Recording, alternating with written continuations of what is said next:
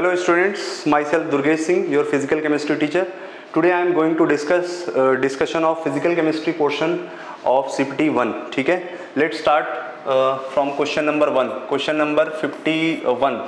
Question number 51 क्या बोला गया है? What mass of 95% pure CaCO3 will be required to neutralize 50 milliliter of 0.5 m HCl solution according to the reactions. Reactions हमको दे रखा है already. CaCO3 plus 2HCl is equal to CaCl2 plus H2O plus CO2. ठीक है, अब इसमें हमको reaction दिया हुआ है, हमसे क्या पूछा गया है कि CaCO3 का 95% अगर प्योरिटी होगा और उस प्योरिटी के हिसाब से उसका मास कितना रिक्वायर्ड होगा. ठीक है, अब इसमें हम लोग पहले HCl के बारे में इंफॉर्मेशन दिया हुआ है, मोलैरिटी और वॉल्यूम. तो नंबर ऑफ मोल्स क्या हो जाएगा? 0.5 molarity into volume. Volume millilitre में दिया है तो लीटर में कन्वर्ट कर लीजिए, 50/1000. ठीक है, और इसको हम लोग 0 से 0 कैंसिल कर देंगे, ये हो जाएगा आपका 20. ठीक है, ये हो जाएगा आपका 1/2 इंटू 1/20, दैट इज 1/40 मोल. ठीक है, अब हम लोग इसका मोल्स निकालेंगे. तो नंबर ऑफ मोल्स निकालने के लिए जिसका मोल्स निकालना है शॉर्टकट लगाएंगे. जिसका मोल्स निकालना है उसका कोफिशिएंट ऊपर में, जिससे निकालना है उसका कोफिशिएंट नीचे में, into given number of moles 1/40.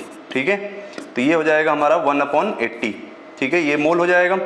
अब वेट CaCO3 जो रिएक्ट करेगा, ठीक है, जो रिएक्ट करेगा, जो एक्चुअल नहीं होगा, हमसे क्वेश्चन में एक्चुअल पूछा है, तो रिएक्ट करेगा तो क्या हो जाएगा 1/80 इंटू इसका मोलर मास लेंगे तो कितना हो जाएगा 100. ठीक है, तो ये हो जाएगा हमारा 10/8 दैट इज 1.25 ग्राम. तो बहुत सारे लोग तो पहला ऑप्शन टिक कर देंगे, है ना, जो कि गलत हो जाएगा, क्योंकि हमसे क्वेश्चन में एक्चुअल मास नहीं पूछा है, रिएक्टेड मास नहीं पूछा है, हमसे क्वेश्चन में जो सैंपल का मास है वो पूछा है. ठीक है, तो परसेंटेज प्योरिटी का फॉर्मूला लगा देंगे हम लोग. परसेंटेज प्योरिटी का formula W reacted upon W reacted upon W sample. ठीक है, इनटू 100. हमसे परसेंटेज प्योरिटी कितना है 95%. ठीक है, 95 is equal to W reacted 1.25 upon W sample निकालना है. ठीक है, इनटू 100. ठीक है, तो W सैंपल कितना हो जाएगा? W सैंपल हो जाएगा 1.25 इंटू 100 अपॉन 95. ठीक है, अब इसको हम लोग जब सॉल्व करेंगे तो अब आप ऑप्शन के हिसाब से चलिएगा ना, आपको बहुत ज़्यादा यहाँ पर सॉल्व करने की ज़रूरत नहीं है, पहला ऑप्शन तो होगा नहीं. ठीक है, अब 1.25 डिवाइडेड बाय इंटू 100/95 यानी कि मतलब 100/95 की 1 से थोड़ी सी ज़्यादा वैल्यू होगी, तो उसको हम लोग 1 से थोड़ी सी ज़्यादा वाली वैल्यू से मल्टीप्लाई करेंगे तो 1.25 से थोड़ी सी ज़्यादा वैल्यू आएगी, थोड़ी सी, तो 3.65 आएगा नहीं, 9.5 आएगा नहीं, तो that is only option is correct, that is our 1.32 gram. ठीक है, that is our option B is correct. ठीक है, चलिए शुरू करते हैं क्वेश्चन नंबर 52. ठीक है, तो 52 क्वेश्चन क्या बोला जा रहा है, यहाँ पर 2 बल्ब बनाया गया है हमको. ठीक है ना, 2 बल्ब इस तरीके से बनाया गया है, ज़्यादा कुछ नहीं है, आप इसको देख करके बहुत ज़्यादा कंफ्यूज होने की ज़रूरत नहीं है.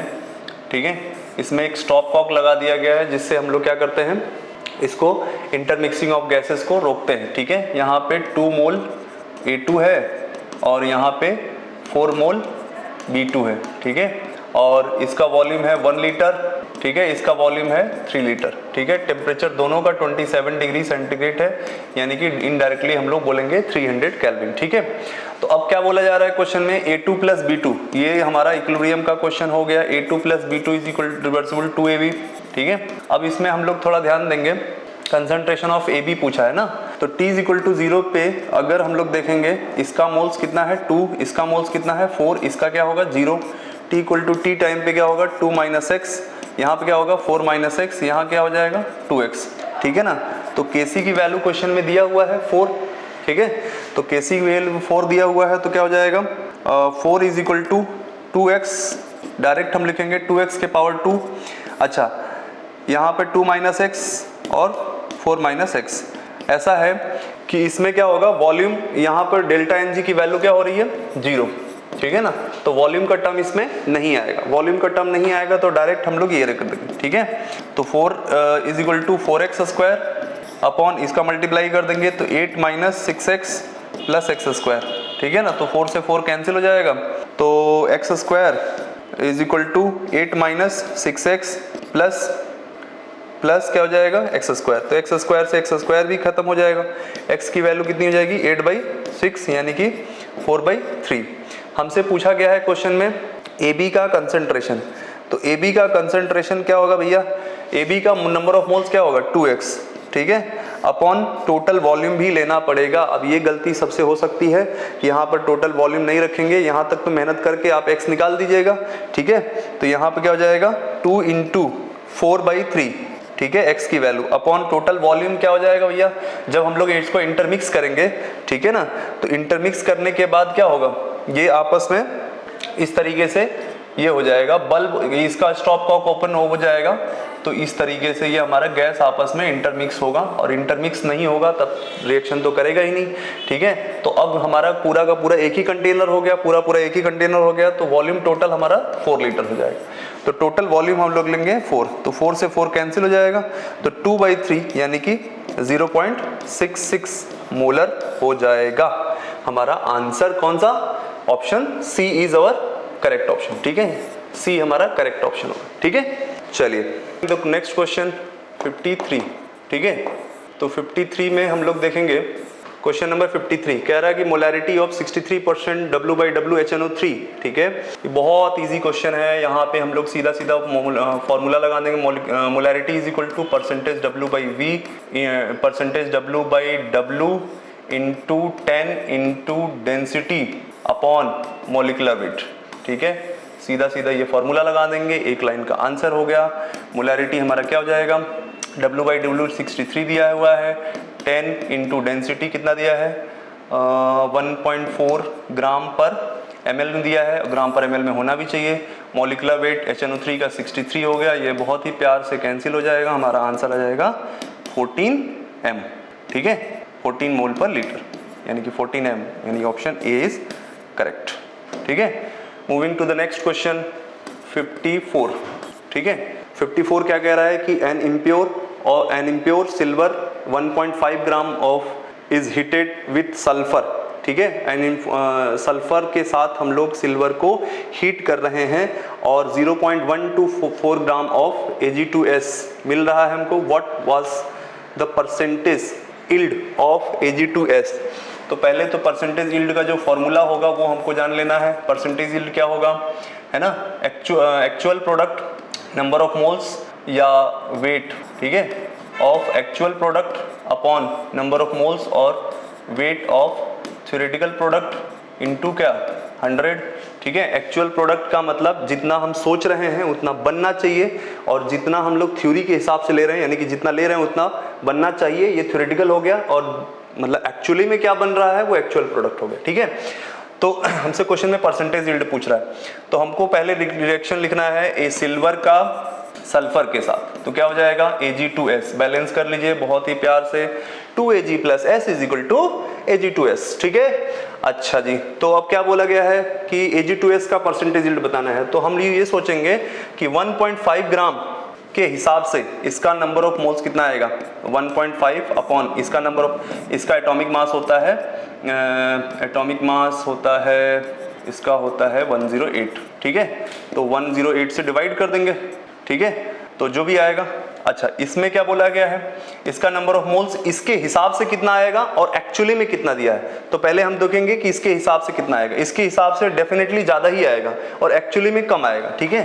तो इसका 1 जिसका मोल्स निकालना है उसका कोफिशिएंट ऊपर में, जिससे निकालना है उसका कोफिशिएंट नीचे में, into given number of moles, तो 1.5 अपॉन 108, ठीक है।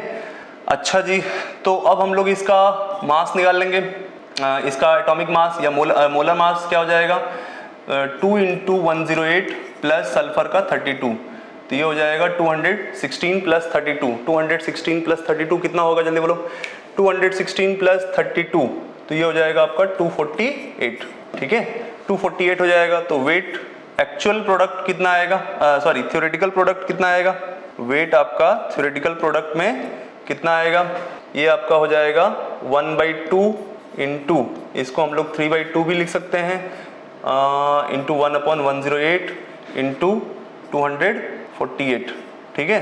थोड़ा सा राउंड ऑफ में करना पड़ेगा, ठीक है, हालांकि राउंड ऑफ में नहीं, ये आपका बहुत ही प्यार से ये हो जाएगा 4 हो जाएगा, ये हो जाएगा 6, ये हो जाएगा 2, 62, ठीक है ना। तो 62 इंटू 3/108, ये हो जाएगा 186 अपॉन 108, ठीक है। ये हो जाएगा हमारा थ्योरेटिकल प्रोडक्ट। अब हम लोग परसेंटेज यील्ड बताएंगे, तो कैसे बताएंगे?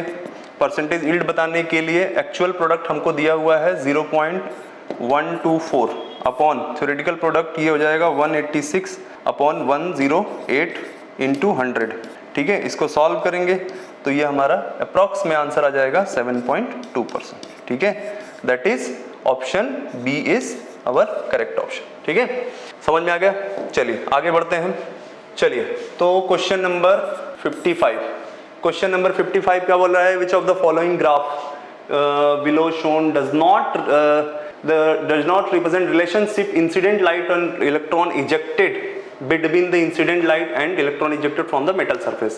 बहुत अच्छा क्वेश्चन है, बहुत खूबसूरत क्वेश्चन है।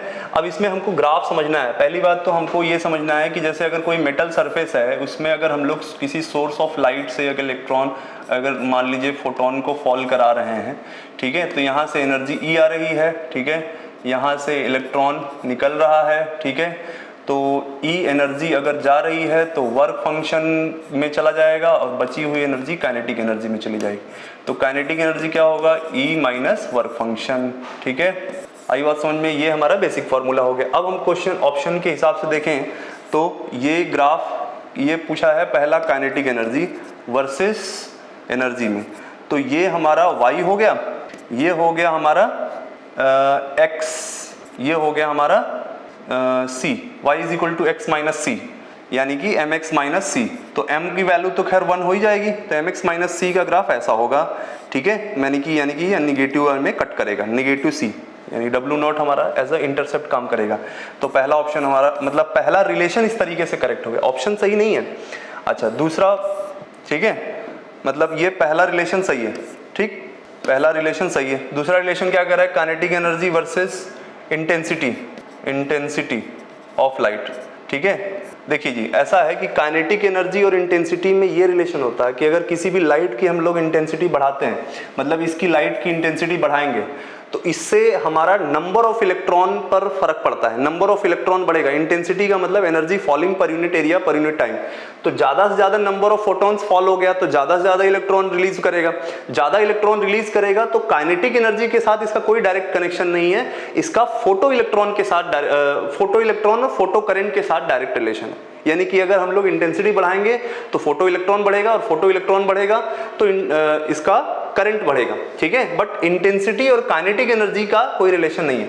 काइनेटिक एनर्जी का इसके साथ रिलेशन है कि अगर एनर्जी ऑफ लाइट बढ़ाएंगे, ठीक है, तो वर्क फंक्शन तो कांस्टेंट है मेटल का, तो काइनेटिक एनर्जी बढ़ता जाएगा, ठीक है, वो एक इलेक्ट्रॉन के लिए होता है। तो इंटेंसिटी के साथ इसका कोई कनेक्शन नहीं है, दैट इज ये कांस्टेंट होता है, ठीक है। तो ये भी हमारा सही ग्राफ है, मतलब सही ग्राफ मतलब सही रिप्रेजेंट कर रहा है, हमको गलत रिप्रेजेंट वाला बताना है। सी देख लेते हैं, ठीक है ना, काइनेटिक एनर्जी वर्सेस फ्रीक्वेंसी, है ना, फ्रीक्वेंसी ऑफ लाइट। तो फ्रीक्वेंसी ऑफ लाइट का कह रहा है कि ऐसा होगा। जी हाँ, ये गलत हो सकता है, ये गलत रिप्रेजेंट कर रहा है, क्योंकि अगर हम लोग इस ग्राफ को देखेंगे, ठीक है ना, इस इक्वेशन को देखेंगे तो काइनेटिक एनर्जी क्या होता है? E माइनस डब्ल्यू नॉट, ठीक है। तो E को हम लोग एच न्यू लिखेंगे, इसको लिखेंगे एच न्यू नॉट, ठीक है। H कॉमन होगा तो न्यू नॉ माइनस न्यू नॉट, ठीक है। तो ये काइनेटिक एनर्जी, इसका भी ग्राफ हमारा, क्योंकि ये y is equal to mx minus c वाला ही ग्राफ होगा, तो इसका भी ग्राफ इसी से मिलता जुलता होगा, बस थोड़ी सी वैल्यू ऊपर नीचे हो सकती है। ये straight line passing through origin नहीं होगा, यानी कि ये गलत रिप्रेजेंट कर रहा है, यानी कि ये सही ऑप्शन हो जाएगा, है ना। तो C is our correct option, ठीक है। डी में भी अगर आप चेक करना चाहोगे तो डी में किस तरीके से बोला गया है, इसमें बोला है कि नंबर ऑफ इलेक्ट्रॉन्स और फ्रीक्वेंसी ऑफ लाइट। तो नंबर ऑफ इलेक्ट्रॉन और फ्रीक्वेंसी ऑफ लाइट में भी कोई डायरेक्ट कनेक्शन नहीं है, लेकिन अगर आप फ्रीक्वेंसी किसी भी मेटल पे फॉल कराओगे तो पहले इलेक्ट्रॉन तेजी से इजेक्ट होगा, मतलब इलेक्ट्रॉन का नंबर धीरे पहले तुरंत बढ़ेगा, फिर उसके बाद आफ्टर वाइल क्या होगा, मतलब इलेक्ट्रॉन का नंबर कांस्टेंट हो जाएगा, और धीरे धीरे जब फ्रीक्वेंसी आप बढ़ाते जाओगे कोई फर्क नहीं पड़ेगा, क्योंकि वो एक बार कांस्टेंटली इलेक्ट्रॉन रिलीज होना स्टार्ट हो गया तो फिर वो इलेक्ट्रॉन निकलना शुरू। यानी डी हमारा सही रिप्रेजेंट कर रहा है, सी हमारा गलत ग्राफ रिप्रेजेंट कर रहा है, यानी कि क्वेश्चन के हिसाब से सी इज अवर करेक्ट ऑप्शन, ठीक है। चलिए क्वेश्चन नंबर 56 क्या बोला जा रहा है? What is the work function of a metal if light of wavelength 4000 armstrong generates a photo electrons of velocity 6 × 10⁵ metre पर सेकेंड फ्रॉम इट। तो आपसे पूछा है वर्क फंक्शन। जी हाँ, वर्क फंक्शन। तो लाइट आप कितने वेवलेंथ का फॉल करा रहे हो? ठीक है, वेवलेंथ कितना दिया हुआ है? Lambda 4000 Armstrong. ठीक है, तो इसको हम लोग ये वाला फॉर्मूला लगा देंगे। हमको ऑप्शन इलेक्ट्रॉन वोल्ट में लगाएंगे पूछा है। ठीक है, तो हम ये वाला शॉर्टकट लगा देंगे 12400 अपॉन 4000। ठीक है, तो ये हम लोग 2 0 से 2 0 कैंसिल कर देंगे। ठीक है, ये आपका 3.1 इलेक्ट्रॉन वोल्ट हो जाएगा। इतनी एनर्जी तो हम फॉल करा रहे हैं। ठीक है जी, और अब हमारा वर्क फंक्शन जो है, ठीक है, ये तो वर्क फंक्शन नहीं है, ये तो एनर्जी है। काइनेटिक एनर्जी दिया हुआ है। काइनेटिक एनर्जी क्या होता है? 1/2 mv²। क्योंकि हमको वेलोसिटी दिया है तो हम वेलोसिटी से करेंगे। ठीक है, तो 1/2। ठीक है, अब थोड़ा सा ध्यान रखिएगा, यहाँ पे मास इलेक्ट्रॉन का हो लेना चाहिए। डेफिनेटली इलेक्ट्रॉन की वेलोसिटी देख रहे हैं हम लोग, तो यहाँ पे क्या होगा? मास 9 × 10⁻31। ठीक है ना, जो दिया है उसी के हिसाब से चलेंगे हम लोग, अपने मन से कोई दिमाग नहीं लगाएंगे डेटा के लिए। 6 × 10⁵ का होल स्क्वायर, यानी कि 36 × 10⁻10 डायरेक्ट कर देंगे। ठीक है जी, तो ये हो जाएगा हमारा 18। ठीक है, और ये हो जाएगा 18, ये हो जाएगा 9 × 18 × 10⁻, आपका 10⁻⁻30, ये 10⁻⁻21। ठीक है ना, तो अगर हम लोग इसको थोड़ा सा सही कर लें तो ये हो जाएगा 9 × 8, 18 × 9। ठीक है, ये आपका हो जाएगा 162। ठीक है ना, 162 × 10⁻⁻21। तो इसको थोड़ा सा हम ऐसे करेंगे तो 1.62 × 10⁻⁻19। ठीक है, जूल हो जाएगा। और इसको अगर हम लोग 1.6 से डिवाइड 10⁻⁻19 से डिवाइड कर देंगे तो ये इससे खत्म हो जाएगा। ये अराउंड 1 इलेक्ट्रॉन वोल्ट के आसपास आ जाएगा। ठीक है, अप्रॉक्सीमेट। तो हमसे वर्क फंक्शन पूछा है, तो वर्क फंक्शन क्या हो जाएगा? E minus kinetic energy. ठीक है जी, तो 3.1 minus kinetic energy 1 electron volt, तो अप्रॉक्स में ये 2.1 इलेक्ट्रॉन वोल्ट के आ जाएगा। ठीक है, तो कौन सा ऑप्शन हो जाएगा? B option is correct option. ठीक है, चलिए स्टार्ट करते हैं क्वेश्चन नंबर 57। ठीक है, क्वेश्चन नंबर 57 क्या बोला गया है? What will be amount of ammonium sulphate in gram which must be added to 500 millilitre of 0.2 m NH4OH to yield a solution of pH 9.3। बहुत अच्छा क्वेश्चन है भैया। देखो, अगर हम लोग NH4OH में अमोनियम सल्फेट को मिलाते हैं, अमोनियम सल्फेट मतलब सॉल्ट। ठीक है, अमोनियम सल्फेट का मतलब सॉल्ट हो गया। अब इसमें अगर हम लोग मिलाते हैं तो क्या होगा? ये हमारा वीक बेस हो गया और ये हमारा salt of weak base strong acid हो गया। ठीक है, तो सॉल्ट जब हो गया तो ये ऑब्वियसली ये हमारा बेसिक बफर है। ठीक है ना, तो बेसिक बफर का फॉर्मूला हम लोग लगा दीजिएगा। बेसिक बफर का फॉर्मूला क्या होगा? pH is equal to, pH नहीं होता है, POH होता है। POH क्या हो जाएगा? PKB plus log salt by base. तो इसमें हम लोग डायरेक्ट सॉल्ट नहीं लेंगे, पहली बात तो यहाँ पर ध्यान रखने वाली बात ये थी। तो डायरेक्ट सॉल्ट नहीं लेंगे, इसका हम लोग कॉन्जुगेट एसिड लेंगे। ठीक है, और इसका कॉन्जुगेट एसिड क्या होगा हमारा? Ammonium cation. ठीक है, क्योंकि हम लोगों को बेसिकली सॉल्ट से मतलब नहीं होता, टोटल सॉल्ट में तो यहाँ पर 2 टाइम है। ठीक है, तो यहाँ पर क्या हो जाएगा? Conjugate acid upon base. ठीक है, अब यहाँ पे ये हमारा मिलीमोल्स भी हो सकता है, ये कंसंट्रेशन भी हो सकता है, या मोल्स भी हो सकता है, कुछ भी हो सकता है। ठीक है, तो POH क्या हो जाएगा? POH यहाँ पे हमको नहीं दिया हुआ है, हमको P दिया हुआ है pH दिया है 9.3, तो POH कितना हो जाएगा भाई? 14 माइनस 9.3, ये हो गया हमारा 4.7। तो ये हो जाएगा 4.7, ये हो जाएगा, ये क्वेश्चन में डायरेक्टली दिया हुआ है, दैट इज 4.7 प्लस लॉग, यहाँ पे number of moles of NH4 plus निकालना है हमको। ये निकल गया तो ये इसका निकाल लेंगे और इसका निकाल लेंगे, तो सॉल्ट का क्या निकल जाएगा? सॉल्ट का वेट निकल जाएगा। ठीक है, इसका नंबर ऑफ मोल्स निकल गया तो इसका निकल जाएगा। अब इसका बेस का कंसंट्रेशन से बेटर है हम लोग मिलीमोल्स रखेंगे, तो 500 है ना इंटू 0.2। अच्छा, ये नंबर ऑफ मोल्स अगर आपको चाहिए तो आप इसको लीटर में कन्वर्ट कर दीजिए। ठीक है, 1000 से डिवाइड कर दीजिए तो ये हो जाएगा 1/2, ये हो जाएगा 0.1, ठीक है जी। हाँ ये खत्म, ये 0 हो जाएगा log n NH4 plus upon 0.1, ठीक है। अब इसको हम लोग क्या लिख सकते हैं, इसको हम लोग क्या लिख सकते हैं भाई, log 1 लिख सकते हैं कि नहीं लिख सकते, बिल्कुल लिख सकते हैं। तो n NH4 plus upon 0.1 is equal to 1, तो number of moles of ammonium cation कितना हो गया भाई, 0.1 मोल हो गया, बिल्कुल सही है। अब यहाँ से अगर हम लोग इसका मोल्स निकाल लिए तो हम लोग अमोनियम सल्फेट को देखेंगे, NH4 ट्वाइस SO4, ठीक है, यहाँ पर 2 NH4 प्लस और SO4 डबल माइनस मिल रहा है, ठीक है। तो यहाँ पर अगर 0.1 मोल है तो इसका मोल्स कितना आएगा, 0.1/2 मोल्स आएगा, सही है। तो 0.1/2 मोल्स आएगा तो इसका वेट कितना आएगा, वेट ऑफ सॉल्ट डायरेक्ट हम लोग लिख रहे हैं अमोनियम सॉल्ट, ये हो जाएगा 0.1/2 इंटू इसका मोलर मास आप निकाल के देख लीजिए भाई, है ना, आप निकाल लीजिएगा, इसका मोलर मास आ जाएगा 132, ठीक है, 132, तो 132, ठीक है, ये हो जाएगा आपका 66 इंटू 0.1 6.6 ग्राम हो जाएगा।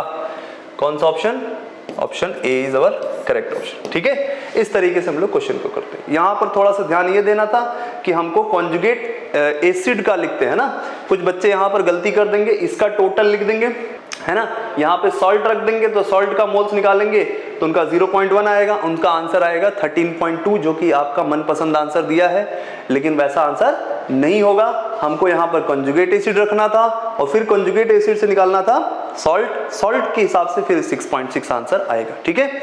चलिए क्वेश्चन नंबर 58, क्वेश्चन नंबर 58 देखिए जी, क्या कह रहा है कि maximum number of electron in a subshell is given by A expression, maximum number of electron एक सबशेल में कितना होगा, सबशेल यानी कि हम लोग L से रिप्रेजेंट करते हैं, एजीमुथल क्वांटम नंबर से, ठीक है ना। तो उसमें कह रहा है कि मैक्सिमम नंबर ऑफ इलेक्ट्रॉन होगा कितना, तो हमको ये पता करना होगा कि उसमें ऑर्बिटल कितना होता है, ठीक है। तो number of orbital in given subshell, ठीक है, इन गिवन सबशेल, हालांकि ये तो फॉर्मूला है, नोट्स में आप लोगों को लिखवाया गया था, ठीक है। डायरेक्ट अगर चाहो तो आप कर सकते हो।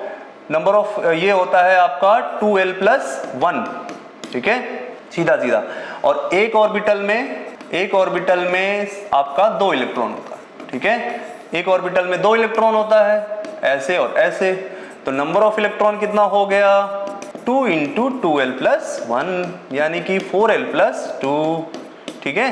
कौन सा ऑप्शन हो जाएगा, बी ऑप्शन सही हो जाएगा, ठीक है। चलिए नेक्स्ट क्वेश्चन हम लोग स्टार्ट करते हैं, क्वेश्चन नंबर 59, ठीक है। क्वेश्चन नंबर 59 क्या कह रहा है, solubility product of AgCl 1.8 into, है ना, AgCl, ये हमारा स्पेरेंगली सॉल्युबल सॉल्ट है, इसका KSP दिया हुआ है 1.8 इंटू 10⁻⁻10, ठीक है। अब कह रहा है प्रेसिपिटेशन कब होगा, प्रेसिपिटेशन कब होगा, जब हम लोगों का आयनिक प्रोडक्ट ज्यादा होगा सॉल्युबिलिटी प्रोडक्ट से, ठीक है ना जी, आयनिक प्रोडक्ट ज्यादा होगा सॉल्युबिलिटी, ये हमारा प्रेसिपिटेशन का, ठीक है, कंडीशन है, प्रेसिपिटेट तभी बनेगा, ठीक है। तो अब हम लोग ऑप्शन के हिसाब से जाए। अब इसमें एक चीज और बोल रहा है कि इक्वल वॉल्यूम लेना है हमको, तो भैया एक बात ध्यान में रखने वाली बात है कि अगर इक्वल वॉल्यूम होगा तो क्या होगा, कंसंट्रेशन हाफ हो जाएगा, ठीक है, कंसंट्रेशन मिक्सचर का हाफ हो जाएगा, ऑब्वियसली हमको मिक्सचर का ही लेना था। तो अगर हम लोग ए ऑप्शन में देखेंगे, आयनिक प्रोडक्ट मतलब Ag प्लस कंसंट्रेशन और Cl माइनस कंसंट्रेशन की वैल्यू कितनी हो जाएगी, 10⁻⁸/2 इंटू 10⁻⁸/2, ये बिल्कुल नहीं होगा क्योंकि 10⁻16 आएगा, which is very very less than KSP, ठीक है। ऑप्शन बी चेक कर लेते हैं, आयनिक प्रोडक्ट कितना आएगा भाई, Ag plus concentration Cl minus concentration, ये होगा 10⁻³ इंटू 10⁻³ हम लोग इसलिए कर रहे हैं क्योंकि यहाँ पर कंसंट्रेशन इक्वल वॉल्यूम ले रहे हैं तो हाफ हो जा रहा है, ठीक है। तो ये हो जाएगा आपका कितना 1/4 इंटू 10⁻⁻6, आई थिंक ये आ जाएगा 25 into 10⁻⁸, which is greater than KSP मतलब 10⁻⁻10 का ऑर्डर, ठीक है। तो ये हो जाएगा हमारा ऑप्शन, यानी कि बी ऑप्शन में हमारा प्रेसिपिटेट, बी वाले कंडीशन में प्रेसिपिटेट बनेगा, है ना। सी में अगर आप चेक करिएगा तो 10 के power -6, 10 to power -6, 10 to the power -12, वो भी हमारा कम हो जाएगा, यानी कि अनसैचुरेटेड सोल्यूशन हो जाएगा।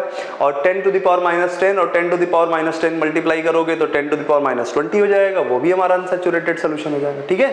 तो बी ऑप्शन ही सही होगा, जिसमें ये सुपर सैचुरेटेड यानी कि प्रेसिपिटेशन की कंडीशन होगी, ठीक है। स्टार्ट करते हैं क्वेश्चन नंबर 60। क्वेश्चन नंबर 60 क्या बोला गया है? क्वेश्चन नंबर 60 क्या बोला गया है? देखिए, बोला गया है कि ionic radii K+, Na+, Al+3 and Mg+2 का ऑर्डर क्या होगा? आयनिक रेडियाई, ठीक है। पहली बात कि अगर हम लोग Na+ लेंगे, K+, Mg+2 और क्या है Al+3, ठीक है। इसमें तो कोई एक्सेप्शन नहीं है, क्योंकि एक्सेप्शन आता है लिथियम प्लस और Mg+2 में, तो यहाँ पर कोई एक्सेप्शन नहीं। पहले इलेक्ट्रॉन आप डिसाइड कर लीजिए बहुत प्यार से, यहाँ पे 10 होगा, यहाँ पे भी, यहाँ पे 18 होगा, यहाँ पे 10 होगा, यहाँ पे 10 होगा, ठीक है। हो गया, बस एटॉमिक नंबर पता ही है। एटॉमिक नंबर इसका 11 होगा, इसका एटॉमिक नंबर 19 होगा, इसका एटॉमिक नंबर 12 होगा, इसका एटॉमिक नंबर 13 होगा, ठीक है। अच्छा, एटॉमिक नंबर अब देखिए सबसे ज्यादा तो 18 इलेक्ट्रॉन वाला हो जाएगा, क्योंकि अगर हम लोग नोबल गैस के पॉइंट ऑफ व्यू से देखेंगे, ये आयंस बना चुका है, नोबल गैस के पॉइंट ऑफ व्यू से देखेंगे तो ये हमारा आर्गन हो जाएगा, ये हमारा नियॉन हो जाएगा, ये भी हमारा नियॉन का कॉन्फ़िगरेशन रखेगा, ये भी हमारा नियॉन का कॉन्फ़िगरेशन रखेगा। तो आर्गन और नियॉन में आर्गन बड़ा होगा, तो जी हाँ K+ सबसे ज्यादा होगा। फिर उसके बाद नियॉन, 3 नियॉन आ गए, यानी कि आइसो इलेक्ट्रॉनिक स्पीसीज आ गया। और आइसो इलेक्ट्रॉनिक स्पीसीज के लिए, है ना, आइसो इलेक्ट्रॉनिक स्पीसीज यानी कि सेम इलेक्ट्रॉन के लिए, ठीक है, आयनिक रेडियाई जो होगा, ionic size inversely proportional to atomic number, ठीक है। ये सीधा हम लोग की पॉइंट्स लगा देंगे, तो बस हो गया जी। तो जिसका एटॉमिक नंबर छोटा उसका रेडियस ज्यादा, क्योंकि अगर एटॉमिक नंबर छोटा होगा तो सेम इलेक्ट्रॉन पर इफेक्टिव न्यूक्लियर चार्ज कम लगाएगा, और कम लगाएगा तो एक्सपेंशन ज्यादा होगा, और जिसका एटॉमिक नंबर ज्यादा होगा उस पर अट्रैक्शन बचे इलेक्ट्रॉन का ज्यादा लगेगा, और अट्रैक्शन ज्यादा लगेगा तो क्या होगा, साइज कम हो जाएगा, श्रिंक हो जाएगा। तो K+, उसके बाद क्या हो जाएगा, Al+3 सबसे छोटा, फिर Na+, फिर उसके बाद Mg+2, फिर उसके बाद Al+। बहुत ही प्यार से कौन सा ऑप्शन हो जाएगा? K+ सबसे ज्यादा, एक ही ऑप्शन है, ठीक है, दैट इज, और बी ऑप्शन इज करेक्ट, ठीक है। क्वेश्चन नंबर 61 असर्शन रीजन का क्वेश्चन है।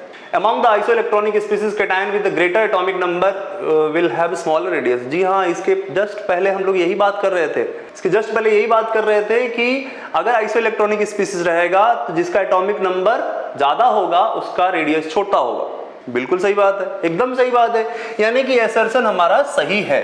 अब रीजन की बात करते हैं। रीजन क्या बोला गया है? Greater the attraction of the electrons to the nucleus, smaller is the size of cation। बिल्कुल सही बात है कि अगर हम लोग एटॉमिक नंबर बढ़ाएंगे तो अट्रैक्शन क्या होगा, मतलब न्यूक्लियस चार्ज बढ़ेगा, और न्यूक्लियस चार्ज बढ़ेगा तो अट्रैक्शन बढ़ेगा, और अट्रैक्शन बढ़ेगा तो साइज कम हो जाएगा, ठीक है। तो रीजन भी सही है, और reason is our correct explanation, because atomic number अगर बढ़ाए थे तो अट्रैक्शन बढ़ेगा, प्रोटॉन बढ़ेगा तो न्यूक्लियर चार्ज बढ़ेगा। तो reason is correct explanation of assertion. तो बस हो गया जी, हमारा पहला ऑप्शन सही है, ये थ्योरेटिकल क्वेश्चन है, ठीक है। उसके बाद क्वेश्चन नंबर 62। क्वेश्चन नंबर 62 भी हमारा ये अच्छा क्वेश्चन है। देखिए x, y, z 3 हमको एलिमेंट दिया हुआ है, ठीक है, 3 एलिमेंट दिया हुआ है, और IE1, IE2 और I3 अगर आप ध्यान से ऑब्जर्व करो, ठीक है, ये हमारा एलिमेंट है, ठीक है। अगर हम ध्यान से ऑब्जर्व करेंगे तो ये IE1, ये IE2, ठीक है। तो IE1 कितना है 2 3 7 2, ये है 5 2 5 1, और ये है 5 20, ये है 7 2 9 7, इतना ज्यादा गैप, ये हो गया 900, ये हो गया 1758, ठीक है। अच्छा जी, हमको ध्यान से ऑब्जर्व करो, अगर आप किसी भी एलिमेंट के आउटर मोस्ट शेल से एक इलेक्ट्रॉन निकाल दिए और दूसरा इलेक्ट्रॉन निकालने के लिए बहुत ज्यादा एनर्जी लगानी पड़ेगी, बहुत ज्यादा, तो इसका मतलब कि वो निकालना नहीं चाहता, यानी कि वो नोबल गैस बन चुका है। एक इलेक्ट्रॉन निकालने के बाद अगर वो एलिमेंट नोबल गैस बन गया, इसका मतलब डेफिनेटली क्या होगा, एल्कली मेटल्स होगा, ठीक है। तो वाई हमारा क्या होगा, एल्कली मेटल। क्यों भाई एल्कली मेटल्स कैसे होगा? जैसे मान लो एल्कली मेटल्स का, अगर हम लोग एल्कली मेटल का जनरल इलेक्ट्रॉनिक कॉन्फ़िगरेशन अगर हम लोग करते हैं तो वो ही होता है इनर्ट गैस NS1 तो अगर हम लोग एक इलेक्ट्रॉन निकालेंगे तो बन जाएगा इनर्ट गैस, ठीक है। और इनर्ट गैस में से एक इलेक्ट्रॉन अगर निकालोगे तो वो नेक्स्ट टू इम्पॉसिबल, इम्पॉसिबल तो नहीं है लेकिन एनर्जी बहुत ज्यादा लगेगा। तो पहला और दूसरे एनर्जी गैप किसी और में ज्यादा नहीं है, लगभग 10 से 12 गुना जो डिफरेंस आ रहा है वो वाई में आ रहा है। तो ये हमारा हो गया एल्कली मेटल, ठीक है। अच्छा जी, उसके बाद क्या बोला गया है, अच्छा ऑब्जर्व करना है डेटा, ठीक है, कि कौन सा क्या है। अब इन तीनों में सबसे ज्यादा कौन है, ये है। तो आई थिंक इसमें हमको 3 ऑप्शन दिया है, alkali metals, alkaline earth metal और नोबल गैस। तो नोबल गैस का सबसे ज्यादा पहला वाला ही होता है, तो दूसरा वाला ज्यादा होता है लेकिन बहुत ज्यादा का गैप नहीं होता है। तो इसमें बहुत ज्यादा का गैप नहीं है, मतलब टाइम्स ज्यादा नहीं है, 2 टाइम्स अराउंड है, 2.5 टाइम्स के अराउंड है। तो पहला सबसे ज्यादा होगा, यानी कि यही हमारा नोबल गैस हो जाएगा, क्योंकि पहला निकालने में ही हमको बहुत ज्यादा एनर्जी लगेगी। और डेफिनेटली ये क्या हो जाएगा हमारा एल्कलाइन अर्थ मेटल, क्योंकि इसमें पहला निकालेंगे तो दूसरा निकालने में लगभग 2 टाइम्स का गैप है, ज्यादा डिफरेंस नहीं है, तो 2 टाइम्स का गैप है। तो ये क्या हो जाएगा हमारा एल्कलाइन अर्थ मेटल, यानी कि पहला X noble gas, Y alkali metals और जेड एल्कलाइन अर्थ मेटल्स, यानी कि ए ऑप्शन इज करेक्ट, ठीक है। लेट्स स्टार्ट क्वेश्चन नंबर 63, ठीक है। क्वेश्चन नंबर 63 क्या बोला जा रहा है, for a reaction ammonium NH4COO NH2, है ना, ये हमारा एक सॉलिड सब्सटेंस है, NH4COO NH2 सॉलिड। इसको डिसोसिएट करेंगे तो ये बन जाता है 2NH3 gas plus CO2 gas, ठीक है जी। ये हमारा एक हेट्रोजीनियस रिएक्शन का एग्जाम्पल हो गया। अब आपसे क्या पूछा गया, देखिए ऐसा है कि इस तरीके के क्वेश्चन को करने के लिए सॉलिड को कंसीडर नहीं करते हैं। यहाँ पे शुरू में 0 0 T equal to equilibrium condition पे क्या होगा भाई, यहाँ पे फिर भी इसको नहीं कंसीडर करेंगे। यहाँ पे मान लेते हैं कि इसका पार्शियल प्रेशर 2p हो रहा है और इसका पार्शियल प्रेशर p हो रहा है, क्योंकि स्टोइचियोमेट्रिक कोएफिशिएंट से देखेंगे तो यही आएगा हमारा। तो अब आपसे क्वेश्चन में बोला गया है 2p प्लस p, यानी कि p टोटल कितना है 3 ATM, तो p कितना होगा 3p इज इक्वल टू 3, तो p हो जाएगा 1 ATM। तो अब हमारा PNH3 कितना होगा, PNH3 हो जाएगा 2 इंटू 1 यानी कि 2 ATM। PCO2 कितना होगा 1 ATM यानी कि P, ठीक है।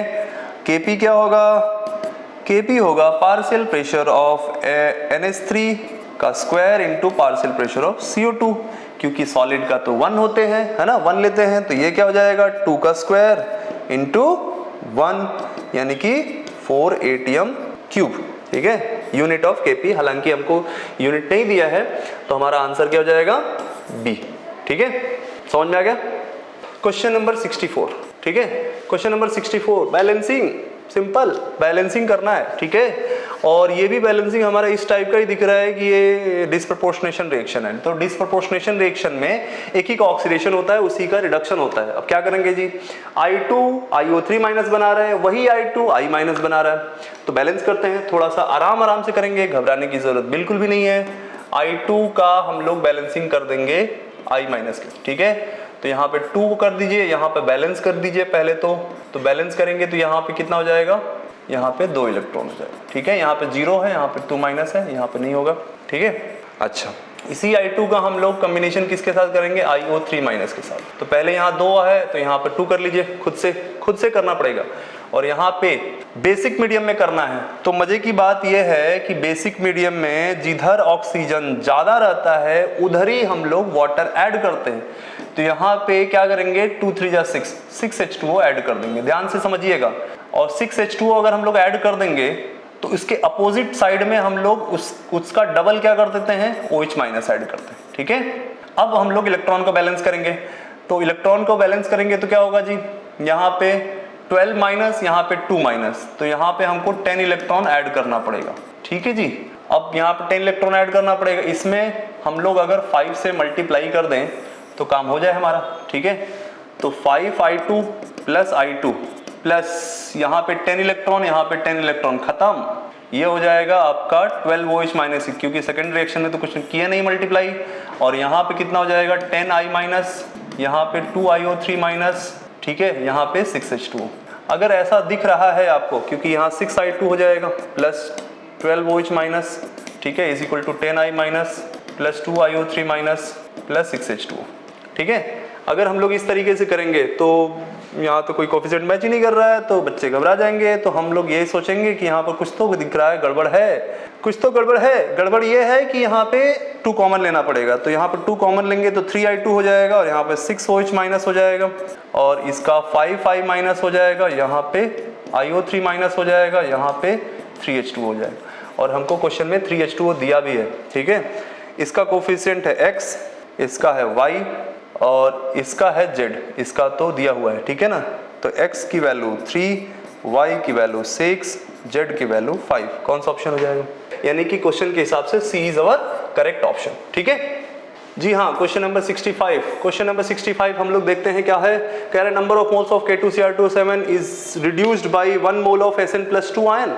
तो ये K2Cr2O7 है, कुछ नहीं दिया रहेगा तो एसिडिक मीडियम में तो लेना ही है। यहाँ पे +6 है, डेफिनेटली ये +3 में कन्वर्ट होगा, ठीक है। अब इसका अगर हम लोग वैलेंसी फैक्टर निकालेंगे तो change in oxidation number 3 into number of atoms कितना है 2, तो ये हो जाएगा 6। Sn+2 डेफिनेटली Sn+4 में कन्वर्ट होगा, ठीक है। अगर इसका ऑक्सीडेशन कराएंगे तो इसका valency factor change in oxidation number 2।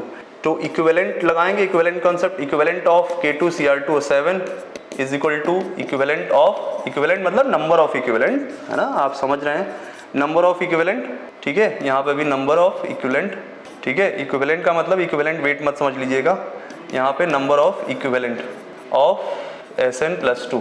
तो नंबर ऑफ इक्विवेलेंट का फॉर्मूला होता है number of moles into valency factor, N1VF1 is equal to N2VF2। अब ये बहुत ही प्यार से क्वेश्चन आ जाएगा। नंबर ऑफ मोल्स ऑफ ये निकालना है, N1VF1 कितना है 6, इसका नंबर ऑफ मोल्स कितना है 1, इसका वैलेंसी फैक्टर कितना हो जाएगा 2। तो सिंपल, ये कितना हो जाएगा N1 2/6 यानी कि 1/3 मोल, ठीक है। Moving to the next question, that is question number 66, ठीक है। क्वेश्चन नंबर 66 क्या बोल रहा है, which of the following reaction is an example of redox reaction. खूबसूरत क्वेश्चन है। XCF6 खूबसूरत नहीं है, मतलब इजी ही है। XCF6 plus H2 is equal to XCOF4 plus 2HF, ठीक है। यहाँ पे ऑक्सीडेशन नंबर सीधा सीधा +6 दिख रहा है, यहाँ पर भी निकालोगे तो +6। No change in oxidation number of xenon, तो दिस इज नॉट रिडॉक्स, ठीक है।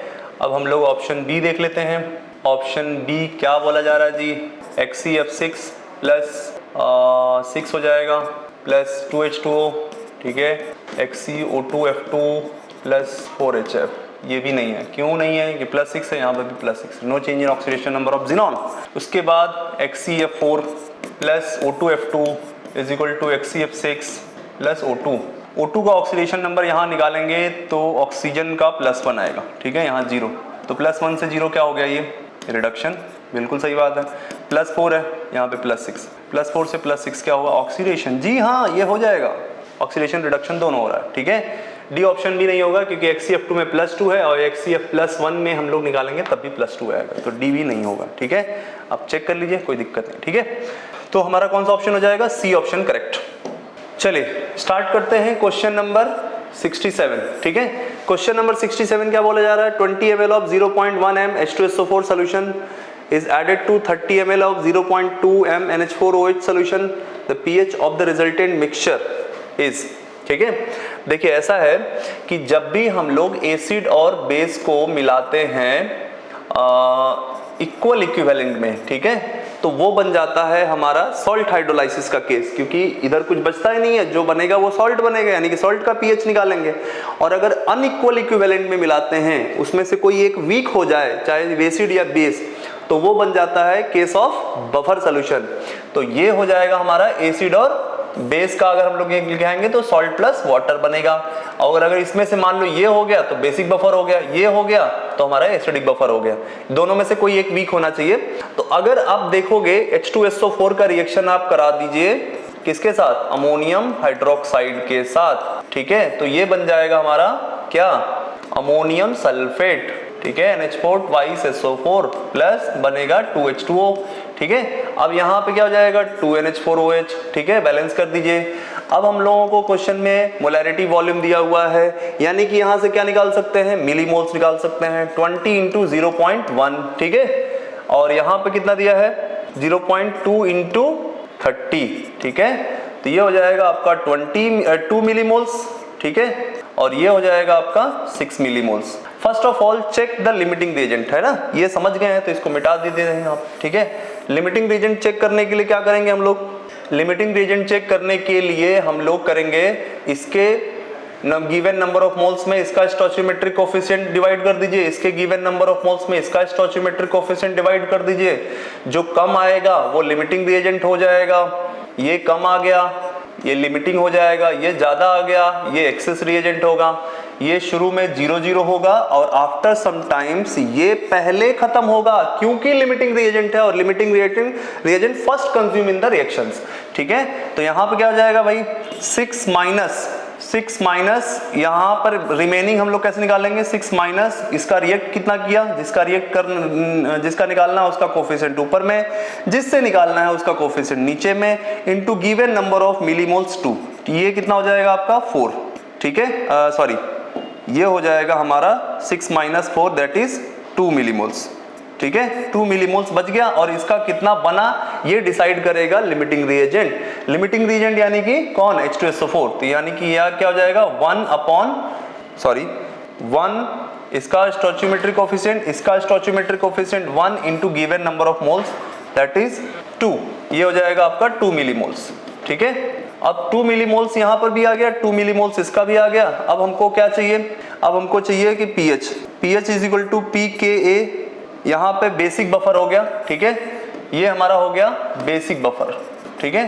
तो बेसिक बफर का फॉर्मूला क्या लगाएंगे, POH is equal to PKB plus log salt के जगह हम लोग लिखेंगे conjugate acid upon base, salt by base होता है तो ज्यादा अच्छा रहता है कि कॉन्जुगेट एसिड या कॉन्जुगेट बेस। अगर हमारा क्या रहेगा, यहाँ एसिड रहेगा तो इसका कॉन्जुगेट बेस बनेगा और यहाँ बेस रहेगा तो इसका कॉन्जुगेट एसिड बनेगा, ठीक है। तो POH यहाँ पर हमको क्वेश्चन में क्या दिया हुआ है, NH4OH दिया हुआ है, ठीक है, NH4OH का pKb दिया है दैट इज 4.7, तो यहाँ पर लिख देते हैं 4.7 प्लस लॉग कॉन्जुगेट एसिड कितना हो जाएगा, ये तो हमारा सॉल्ट का कंसंट्रेशन मिलीमोल्स हो गया, तो number of moles of NH4 plus कितना हो गया भाई 2 इंटू 2, क्योंकि यहाँ पर 2 है तो यहाँ 2 से मल्टीप्लाई कर देंगे तो ये हो जाएगा 4, तो ये हो जाएगा 4 अपॉन बेस कितना हमारे पास रिमेनिंग होगा 2, तो ये हो जाएगा 2, log 2 की वैल्यू होती है 0.3, तो 4.7 प्लस 0.3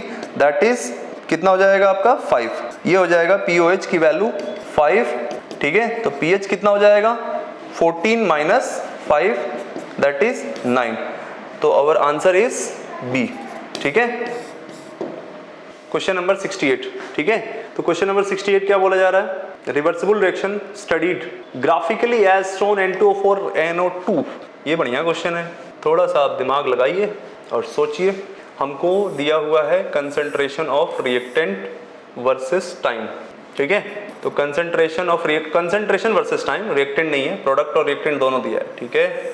इस तरीके से ये दिया हुआ है और इस तरीके से ये दिया हुआ है। अच्छा जी, ये पॉइंट A है, ये पॉइंट B है, ये पॉइंट D है, ये पॉइंट C है, ये पॉइंट F है, ठीक है, और ये पॉइंट E है और ये पॉइंट G है, ठीक है। अच्छा, तो हमसे क्या पूछा गया है, N2O4 रिवर्सिबल टू NO2, इसका Kc भी दिया हुआ है हमको 4, ठीक है। अब रिएक्शन पहला क्या पार्ट बोला है कि कह रहा है कि कौन सा सही है, reaction question has maximum value at point A। Reaction question होता क्या है, रिएक्शन क्वेश्चन की जो शकल होती है यानी कि उसका जो चेहरा होता है वो इक्विलिब्रियम कांस्टेंट के जैसा होता है, यानी कि NO2 कंसंट्रेशन का whole square upon N2O4 concentration.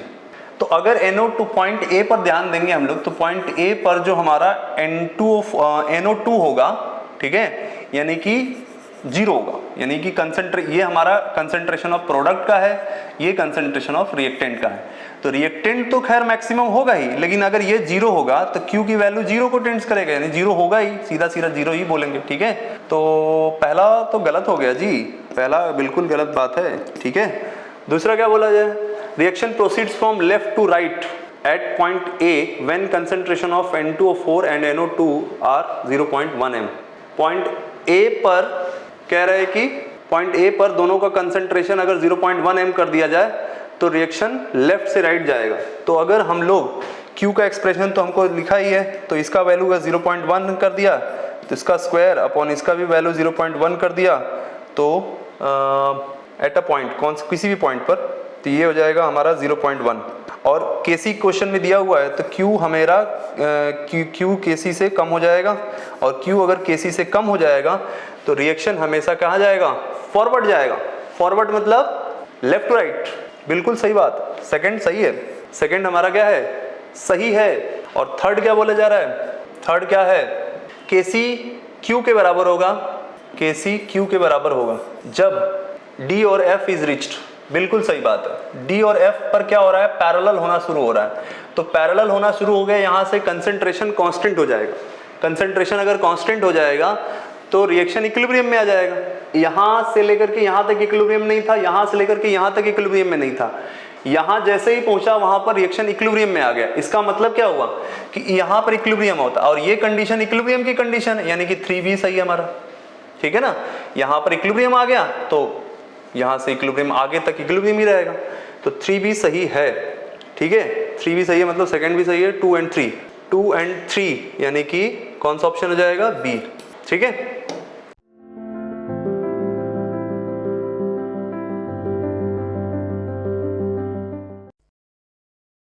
Hello everyone, welcome to the discussion of organic chemistry for CPT 1। चलो सेक्शन ए से स्टार्ट करते हैं। Let's start with question number 69। इसमें हमें बोला है in which of the following bond angle is maximum, ठीक है। तो आप देखो ऑप्शन ए में ये होता है NH3 का structure, B NH4 plus, C है हमारा PCl3, D है SCl2। तो आप लोगों को पता है सारे केस में जो है हाइब्रिडाइजेशन हमारा sp3 है, तो जब हाइब्रिडाइजेशन सेम हो जाए, आप लोगों ने पढ़ा होगा कि bond angle is inversely proportional to number of lone pairs, isn't it. तो जितना ज्यादा लोन पेयर होगा, वेस्पर थ्योरी से हमें पता है कि लोन पेयर रिपल्शन से क्या होगा, बॉन्ड एंगल श्रिंक हो जाता है, छोटा हो जाता है, तो हमें तो मैक्सिमम बॉन्ड एंगल बोला है। तो ये एक ही ऑप्शन है बी, जहां पे एक भी लोन पेयर नहीं है, इसलिए यही हमारा करेक्ट आंसर होगा। तो क्वेश्चन नंबर 69 के लिए the correct answer is B.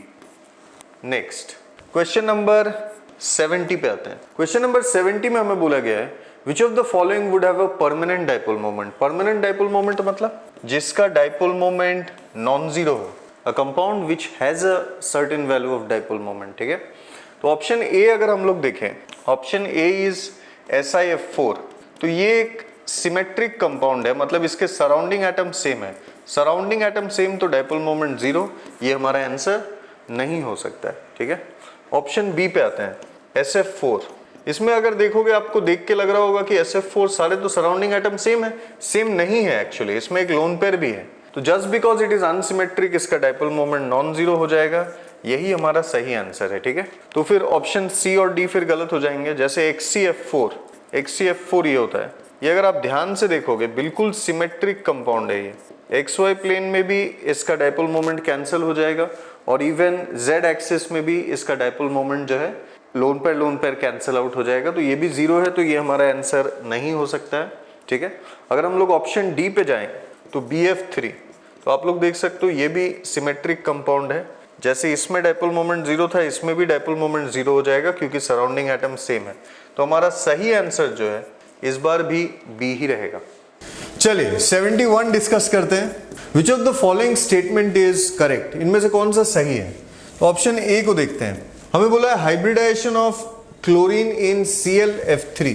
तो देखो ClF3 में 3 फ्लोरीन और 2 लोन पेयर आएगा। तो अगर हम लोग स्टेरिक नंबर देखें, 3 सिग्मा और 2 लोन पेयर 5, तो sp3d एक्चुअली हाइब्रिडाइजेशन होना चाहिए था, लेकिन दिया क्या हुआ sp2, बिल्कुल गलत। अगर ऑप्शन बी को देखें, I3 माइनस में लोन पेयर और बॉन्ड पेयर इन्होंने बोला है 2-2 होता है, तो देखो इसमें मिस्टेक क्या है। I3 माइनस का स्ट्रक्चर ये होता है, बहुत ही पॉपुलर आयन है, आप लोगों ने पढ़ाई होगा ये। तो इसमें अगर देखें लोन पेयर तो चलो गलत दिया है, ठीक है, क्योंकि 2 बोला इन्होंने लेकिन होता 3 है। बॉन्ड पेयर फिर भी सही है, 2 बॉन्ड पेयर बिल्कुल है, लेकिन लोन पेयर गलत होने के कारण इस ऑप्शन को भी हम लोग गलत ही बोलेंगे, ठीक है। Let's talk about the third option, that is सी।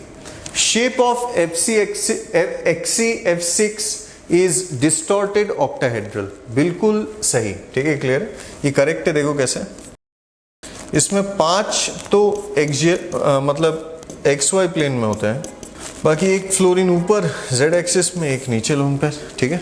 तो आप अगर ध्यान से देखोगे यहाँ पे ये XY प्लेन में ये 5 फ्लोरीन आ जाता है, ठीक है। एक फ्लोरीन ऊपर है और एक लोन पेयर नीचे। तो ये लोन पेयर जो है एक्चुअली अगर हम लोग ध्यान से देखें, ये लोन पेयर इस पर्टिकुलर प्लेन के साथ जुड़ा हुआ है, ठीक है, क्लियर है।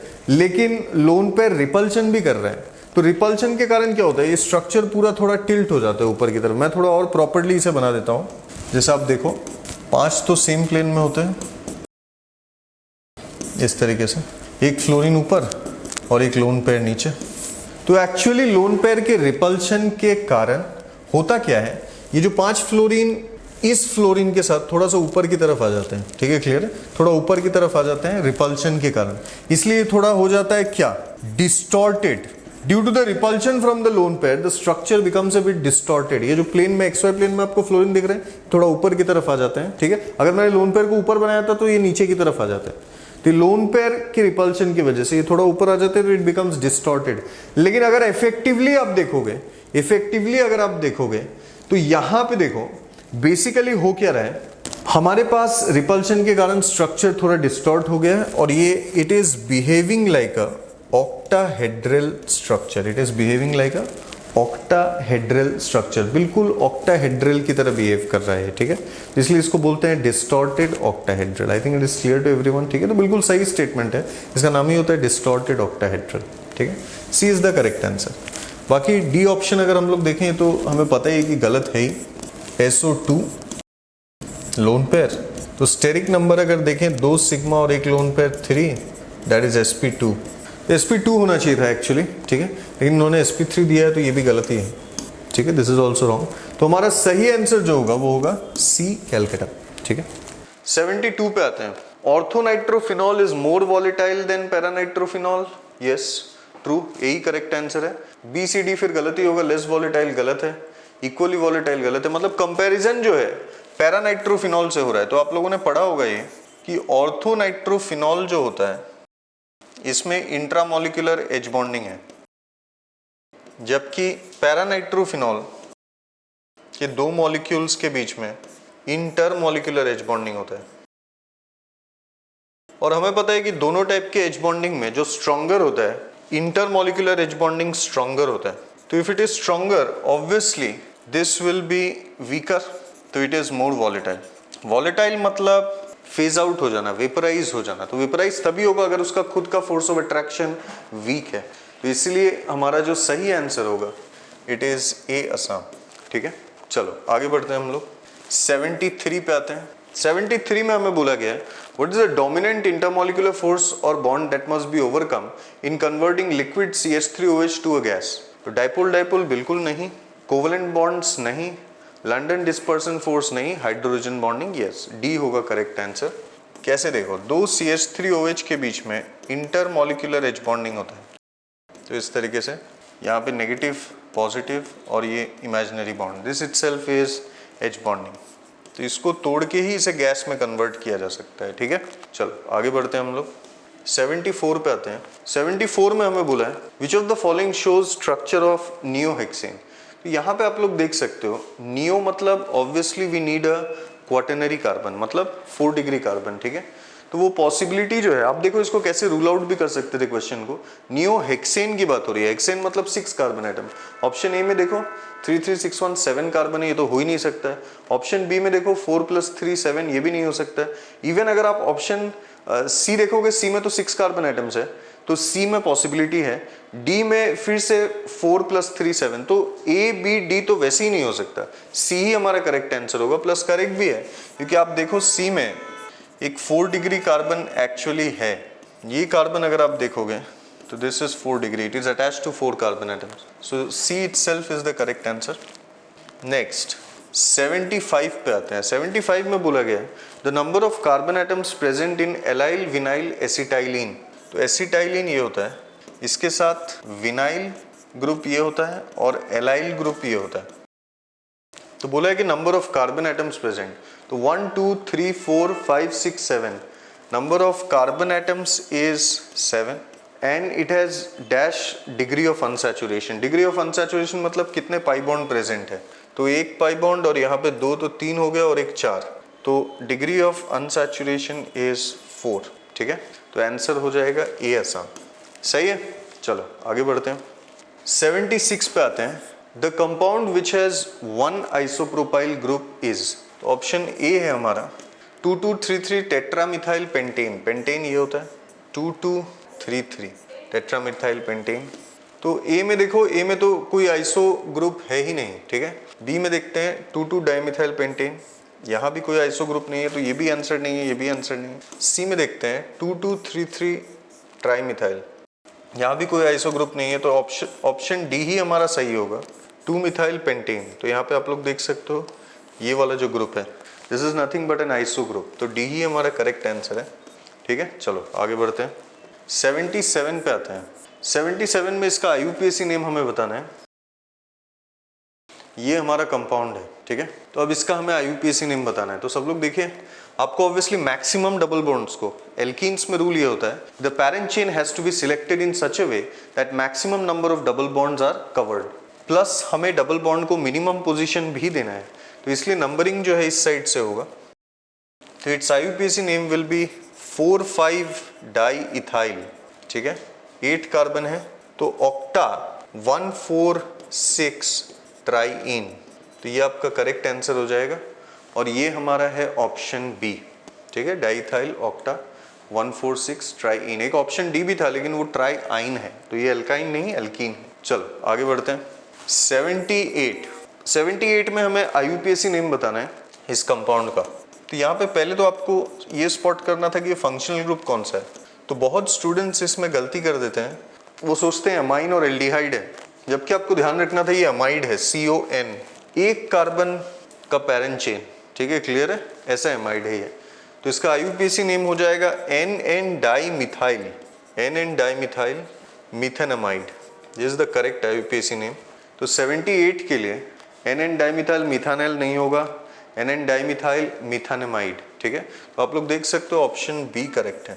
चलो क्वेश्चन नंबर 79 में हमें ये कंपाउंड दिया हुआ है और इसका हमें आईयूपीएसी नेम बताना है. ठीक है, तो एसिड हैलाइड है, इंक्लूड करेंगे फंक्शनल ग्रुप को. ठीक है, तो अब इसका आईयूपीएसी नेम देखते हैं 23 डाइमिथाइल पेंटानॉइल क्लोराइड. तो ऑप्शन डी करेक्ट हो जाएगा हमारा. ठीक है, चलो let's move forward. Question number 80. तो 80 में हमें बोला है which of the following represents the correct order of stability of the given carbocations. ठीक है, तो यहाँ पे पहले कार्बोकेटाइन ड्रॉ करते हैं. पहला है ये वाला, दूसरा ये वाला और तीसरा ये वाला. तो ऑर्डर ऑफ स्टेबिलिटी, तो आप लोग देख सकते हो ये इस कार्बोकेटाइन पे रेजोनेंस लग रहा है. ठीक है, बेंजीन के साथ. यहाँ पे अगर देखोगे it is a part of anti aromatic system. सब लोग जानते हैं एंटी एरोमेटिक क्या होता है. साइक्लिक सिस्टम है, कॉन्जुगेटेड है, 4 पाई इलेक्ट्रॉन्स है. ठीक है, ये वाला जो है carbocation is a part of aromatic system. ठीक है, तो सबसे ज्यादा स्टेबिलिटी किसका हो जाएगा, पार्ट ऑफ एरोमेटिक. उसके बाद रेजोनेंस, एंटी एरोमेटिक सबसे unstable. 312 is the correct answer, जो कि है हमारा ए ऑप्शन. ठीक है, चलो नेक्स्ट आते हैं क्वेश्चन नंबर 81 पे.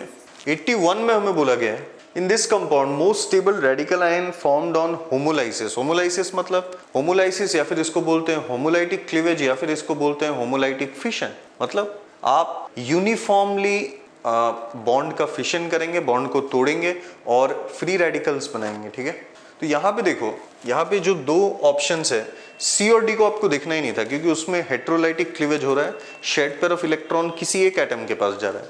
तो बेसिकली रेडिकल्स ही बनेगा होमोलाइसिस मतलब. तो ए और बी को चेक करना था.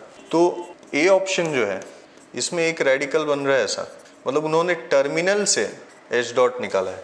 ठीक है, और बी ऑप्शन में उन्होंने मोर क्राउडेड कार्बन से निकाला है. तो ये दो पॉसिबिलिटी बनी है. तो अब देखो रेडिकल स्टेबिलिटी हमें कंपेयर करना था, क्योंकि यहाँ तो H डॉट है लेकिन ये दोनों तो डिफरेंट है. तो इसका अल्फा H क्या है, alpha carbon that is first attach carbon में एक ही हाइड्रोजन है. यहाँ पे अल्फा H क्या है, 9, 3 + 3 6 + 3 9. तो ऑब्वियसली ये ज़्यादा स्टेबल है, तो हमारा करेक्ट आंसर बी हो जाएगा. चलो आगे बढ़ते हैं. Question number 82, the correct order of stability of these ions is. तो आप देखो एक बार इनको ड्रॉ कर लेते हैं। ये है 1, मैं इसको प्रॉपरली ड्रॉ कर लेता हूँ, उन्होंने ब्रैकेट में लिखा है। चलो अब देखो यहाँ पे ये मिथाइल इस कार्बन आयन पे प्लस आई लगा रहा है, यहाँ पे 2 मिथाइल प्लस आई लगा रहे हैं, यहाँ पे 3 मिथाइल प्लस आई लगा रहे हैं। तो देखो कार्बन आयन में जितना आप स्ट्रॉन्ग डोनेटिंग ग्रुप अटैच करोगे उससे कार्बन आयन की स्टेबिलिटी और कम हो जाएगी, ठीक है। तो इसीलिए सबसे स्टेबल कौन है? 1, उसके बाद 2, उसके बाद 3, उसके बाद 4। तो 1 2 3 4 that is B Bombay is the correct answer. सही है, चलो आगे बढ़ते हैं। 83 में हमें बोला है the correct order of plus I effect is, ठीक है। तो मेरे हिसाब से इसमें हमें ऑर्डर चेक करना है। तो देखो ए वाला तो गलत है क्योंकि CO माइनस और O माइनस का जो ऑर्डर है ये तो बिल्कुल गलत दिया हुआ है, क्योंकि O माइनस CO माइनस से बेटर होता है। कैसे? अब देखो ये CO माइनस है, ऑप्शन ए पे पहले कमेंट कर लेता हूं मैं, और ये O माइनस है। तो हमें पता है कि इनडायरेक्ट सप्लाई हो रहा है, ठीक है। पहले कार्बन पे आएगा फिर जाएगा, तो डायरेक्ट सप्लाई, तो ऑब्वियसली ये बेटर प्लस आई ग्रुप हो जाएगा। तो ये तो गलत ही दिया है। प्लस NH माइनस और CH2 माइनस में in fact CH2 minus is a better plus I group than NH minus. Why? Because carbon is less electronegative. कोई अगर लेस इलेक्ट्रोनेगेटिव है तभी तो उसका डोनेटिंग टेंडेंसी ज्यादा होगा। तो ये ऑप्शन तो बिल्कुल गलत है, ठीक है, this is absolutely wrong. Option B पे आते हैं। बी जो हमारा दिया हुआ है ये बिल्कुल सही है, ठीक है। CH2 माइनस, उसके बाद O माइनस, फिर CO माइनस और उसके बाद 3 डिग्री। ऐसा इसलिए है क्योंकि सबसे लीस्ट इलेक्ट्रोनेगेटिव है तो डोनेटिंग टेंडेंसी ज्यादा होगा।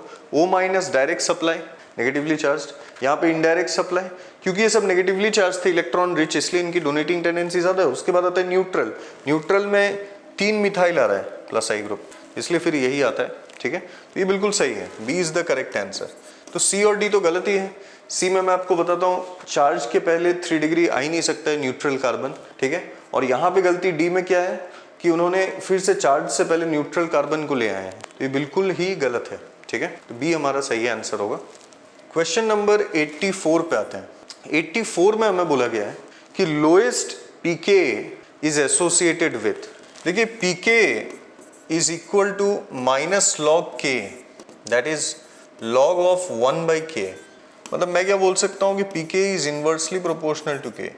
तो अगर पीके कम हो गया मतलब के ज्यादा हो गया, मतलब एसिडिक स्ट्रेंथ बढ़ेगा। तो हमें बोला है कि लोएस्ट पीके मतलब पीके कम मतलब के ज्यादा होना चाहिए। सबसे अच्छा एसिड कौन है ये बोला गया है। तो देखो सारे ऑप्शंस मैं आपको बता देता हूँ। पहले में दिया हुआ है बेंजोइक एसिड, ठीक है, पोजीशन ये लिखा है सेम ही है, आपको पता है IUPAC नेम सेम ही होगा। सेकंड में COH और CH3, ठीक है, प्लीज डोंट बी कंफ्यूज्ड, ये अल्टीमेटली पैरा पोजीशन है 1/4, तो आप ऐसे भी लिखोगे तो सेम ही है IUPAC नेम। सी ऑप्शन में COH के पैरा पे जो है ब्रोमीन है, और डी ऑप्शन में COH के पैरा पोजीशन में OCH3 है, ठीक है। तो अब देखिए सब लोग, यहाँ पे अगर एसिडिक स्ट्रेंथ की बात, तो इसमें तो चलो कोई और ग्रुप अटैच नहीं है, इसमें CH3 पैरा पे +H लगाएगा, Br पैरा पे -I-M, OCH3 पैरा पे +M। तो आप लोगों ने पढ़ा होगा कि एसिडिक स्ट्रेंथ विड्रॉइंग ग्रुप से एसिडिक स्ट्रेंथ बढ़ जाता है। मतलब I can say that acidic strength is directly proportional to number of electron withdrawing groups. क्यों? क्योंकि विड्रॉइंग ग्रुप्स क्या करेंगे, इससे जो कॉन्जुगेट बेस बनेगा COO- उसकी स्टेबिलिटी को बढ़ाएगा, जबकि डोनेटिंग ग्रुप्स क्या करेंगे, इसका जो कॉन्जुगेट बेस COO- बनेगा उसके स्टेबिलिटी को कम कर देगा। तो यही रीजन है कि इसका सही आंसर जो है वो हो जाएगा सी, ठीक है। सी कैलकाटा is the correct answer for this question. अब हम लोग आते हैं 85 पे। 85 में हमें बोला गया है which of the following chemical system is non aromatic. तो नॉन एरोमेटिक में साइक्लिक में अगर sp3 आ जाए तो वो नॉन एरोमेटिक है। तो आप लोग देख सकते हो ये जो है ये sp3 है, तो यही हमारा सही आंसर है, ठीक है। बाकी B C D आप लोग जानते ही हो, सब में अगर B में मैं देखूं 6 pi इलेक्ट्रॉन्स है, cyclic conjugated, it is aromatic. Benzene तो बच्चा बच्चा जानता है, ठीक है। अगर डी ऑप्शन भी देखें, इसमें भी डी ऑप्शन में आपको बता देता हूं, यहां भी 1 2 3 4 5 6 ये भी एरोमेटिक है, ये भी हमारा आंसर नहीं हो सकता। और यहाँ नैप्थलीन में अगर देखें ये एरोमेटिक ही होता है, क्योंकि 1 2 3 4 5 तो 5 2 से 10 पाई इलेक्ट्रॉन, 10 पाई इलेक्ट्रॉन मतलब एरोमेटिक सिस्टम ही है, क्योंकि हकल्स रूल जो है 4n + 2 पाई इलेक्ट्रॉन में जब n का वैल्यू 0 होता है तो 2 पाई इलेक्ट्रॉन, n का वैल्यू 1 तो इट इज 6 पाई इलेक्ट्रॉन, जो हमने 6 पाई इलेक्ट्रॉन अभी इन केसेस में देखा है। अगर n का वैल्यू 2 आ जाए तो 4 2 से 8, 8 + 2 10 पाई इलेक्ट्रॉन, तो 10 पाई भी हमने देख लिया है। तो इसलिए हकल्स रूल को फॉलो करने वाले जो हैं वो एरोमेटिक हो जाते हैं।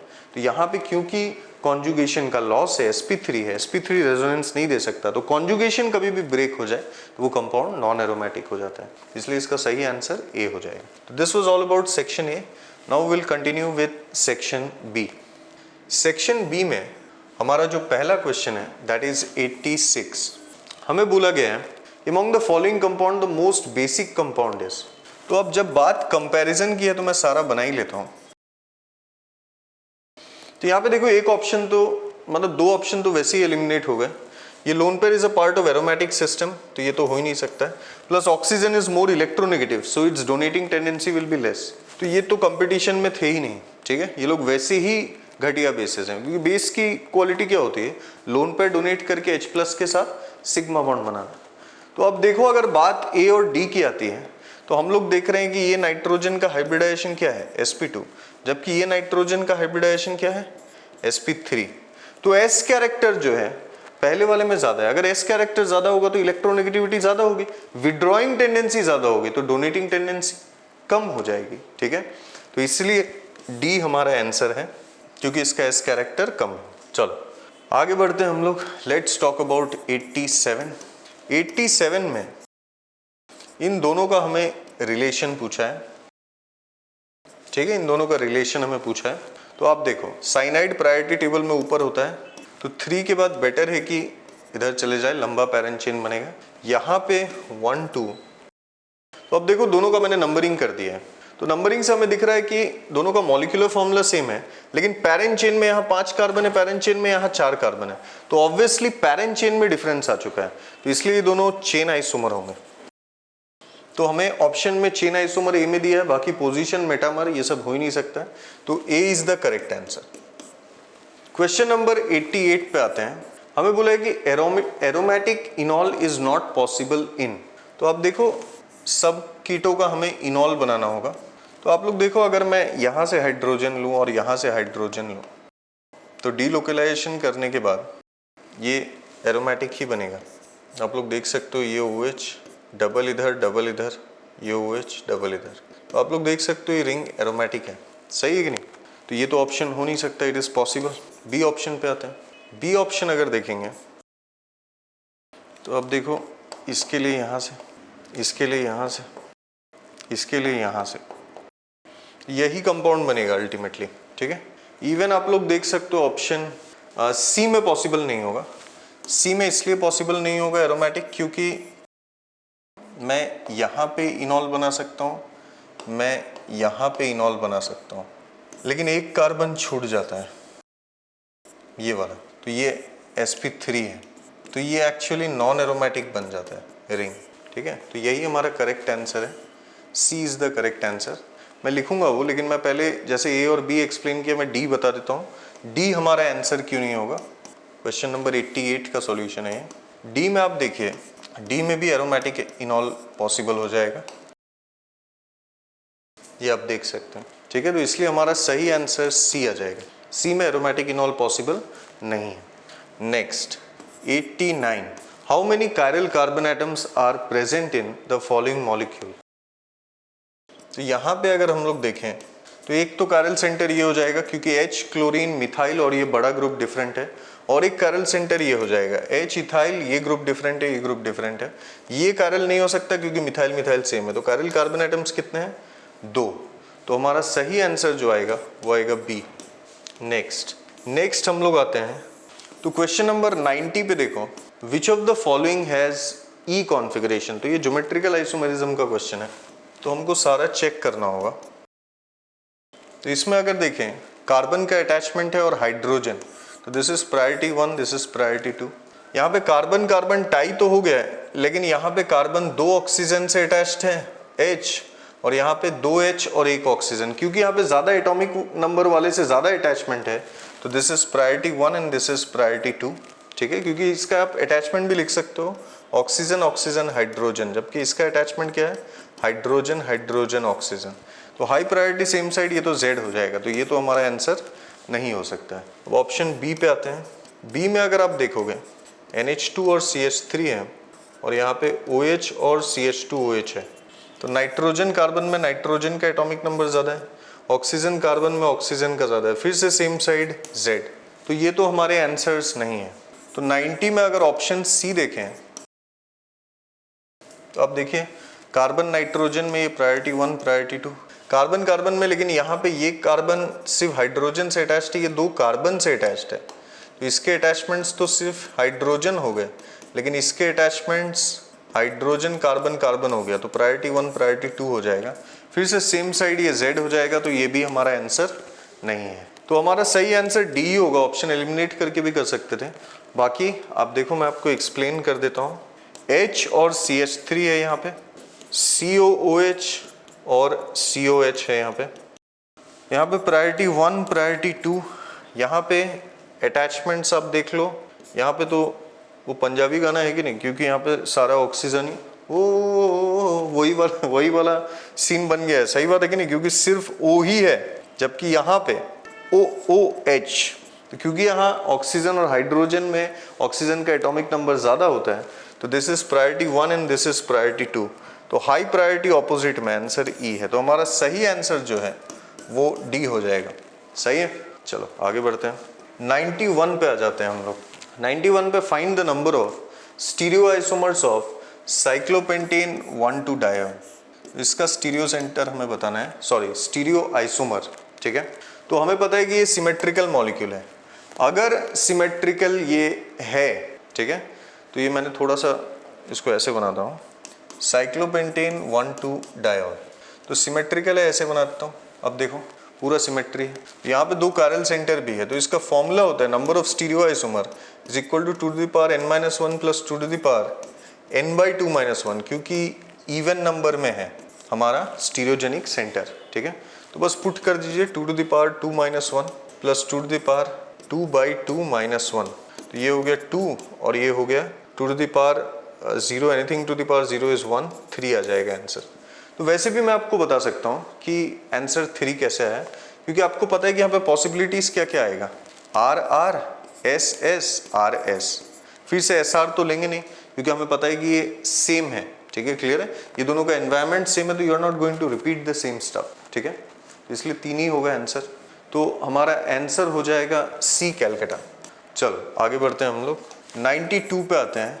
हमें बोला है कि ये दो कंपाउंड है, इनका रिलेशन बताइए, ठीक है, क्लियर है। तो इनका रिलेशन देखो, RS कॉन्फ़िगरेशन से बता देते हैं, क्योंकि मॉलिक्यूलर फॉर्मूला तो बिल्कुल सेम है। तो ये भी कायरल है, ये भी कायरल है, तो RS कॉन्फ़िगरेशन निकाल देते हैं इनका।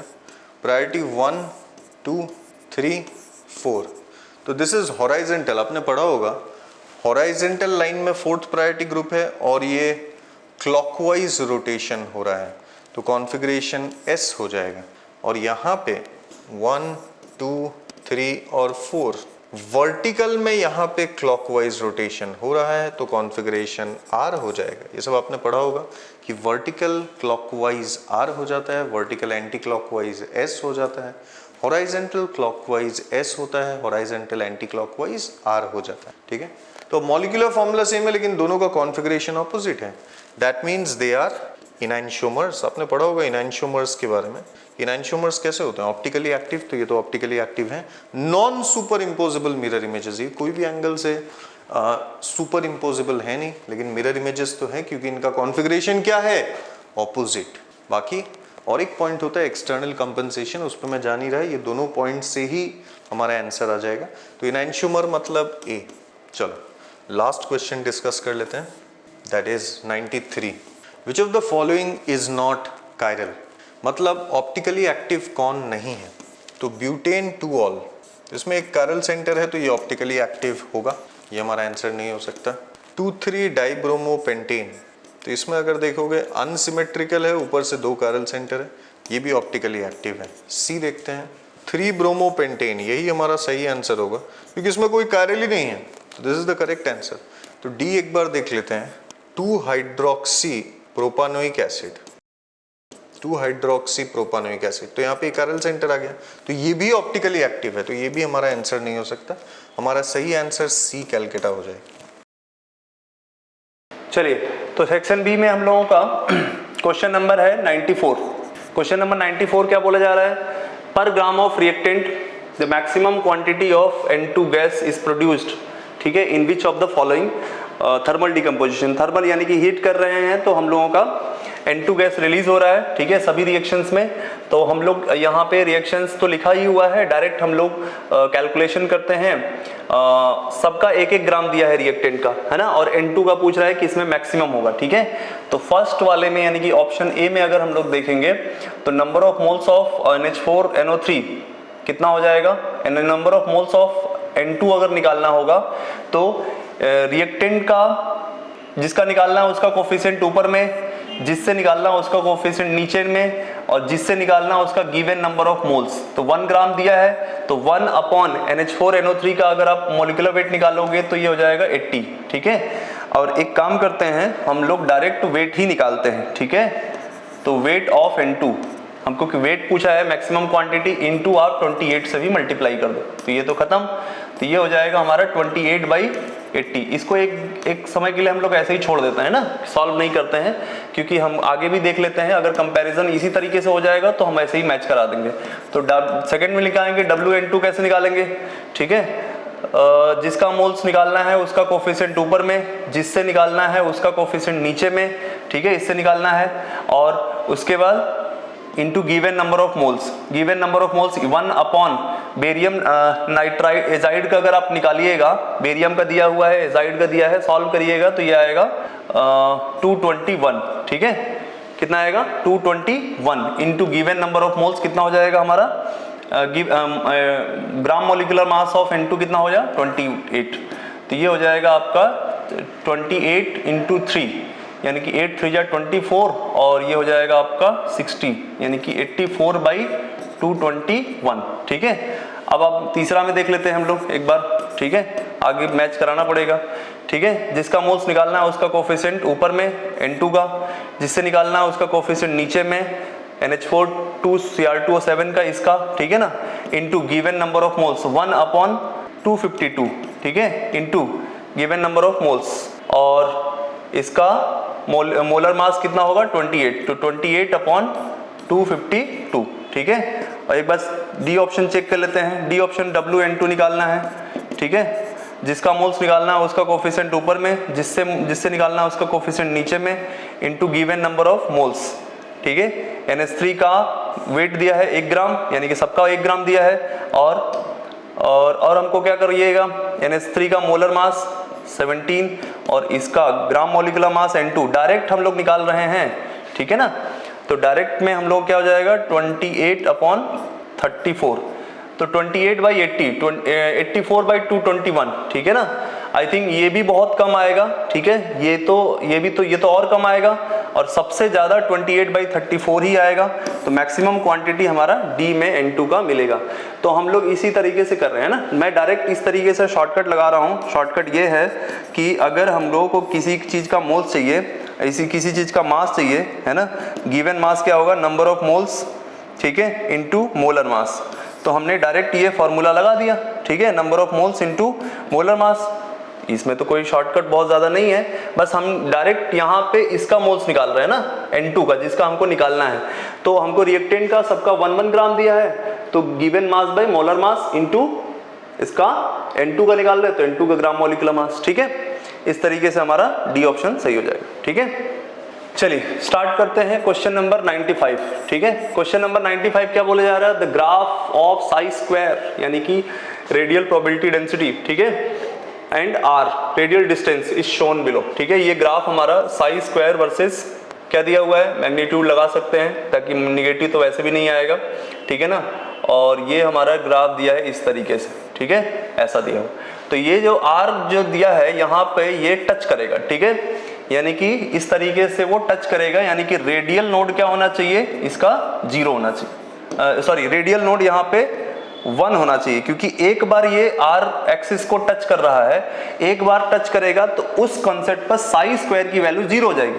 साई स्क्वायर की वैल्यू 0 हो जाएगी, इसका मतलब क्या होगा, साई स्क्वायर की वैल्यू यहाँ पे साई स्क्वायर की वैल्यू क्या हो जाएगी 0, और साई स्क्वायर की वैल्यू 0 हो जाएगी, तो यानी कि ये r के हिसाब से हम लोग देखेंगे तो इसको हम लोग बोलेंगे रेडियल नोड। ठीक है, रेडियल नोड। तो रेडियल नोड क्या होता है भाई, n माइनस एल माइनस 1। ठीक है, अगर इसकी वैल्यू हमको सारे ऑप्शन में देखना है कि किसमें 1 आ रहा है, वही हमारा ऑप्शन हो जाएगा। तो पहला ऑप्शन में अगर हम देखेंगे तो रेडियल नोड कितना आएगा भाई, 3 माइनस 0 माइनस 1। ठीक है, 3s के लिए l की वैल्यू 0 होती है ना, तो क्या हो जाएगा, ये हो जाएगा 2, रेडियल नोड 2 गलत है। दूसरा क्या बोला है 2p। ठीक है, रेडियल नोड क्या हो जाएगा 2p में क्या हो जाएगा 3 माइनस 2 माइनस 1 माइनस 1। ठीक है, 2 माइनस 1 माइनस 1 क्या हो जाएगा 0, तो रेडियल नोड 0, हमको रेडियल नोड 1 लाना है। ठीक है, उसके बाद 1 माइनस रेडियल नोड क्या हो जाएगा 1 माइनस 0 माइनस 1 कितना हो जाएगा 0, ये भी गलत है, तो डी ऑप्शन सही होना चाहिए। रेडियल नोड क्या है 2 माइनस 0 माइनस 1 यानी कि ये 1। ठीक है, तो रेडियल नोड हमारा इसी में आ जाएगा, यानी हमारा डी ऑप्शन इज करेक्ट।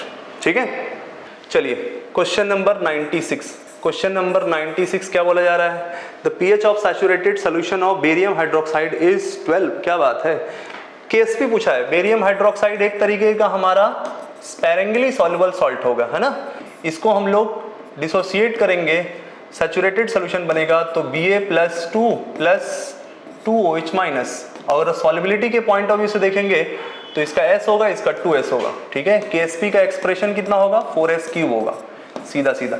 अगर S निकल गया तो काम हो गया, लेकिन हमको S निकालने के लिए हिंट दिया हुआ है क्वेश्चन में, तो pH दिया हुआ है 12। ठीक है जी, तो POH कितना हो जाएगा 2, बहुत सही।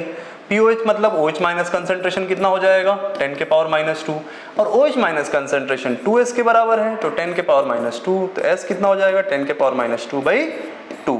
अब यहाँ पर रख देंगे KSP कितना जाएगा 4 इंटू S क्यूब, यानी कि 10 के पावर माइनस 2 अपॉन 2 का होल क्यूब, तो ये हो जाएगा 4 into 10 to the power minus 6 upon 8, ये हो जाएगा 1/2, तो 0.5 इंटू 10 पावर माइनस 6, ये हो जाएगा 5 into 10 to the power minus 7।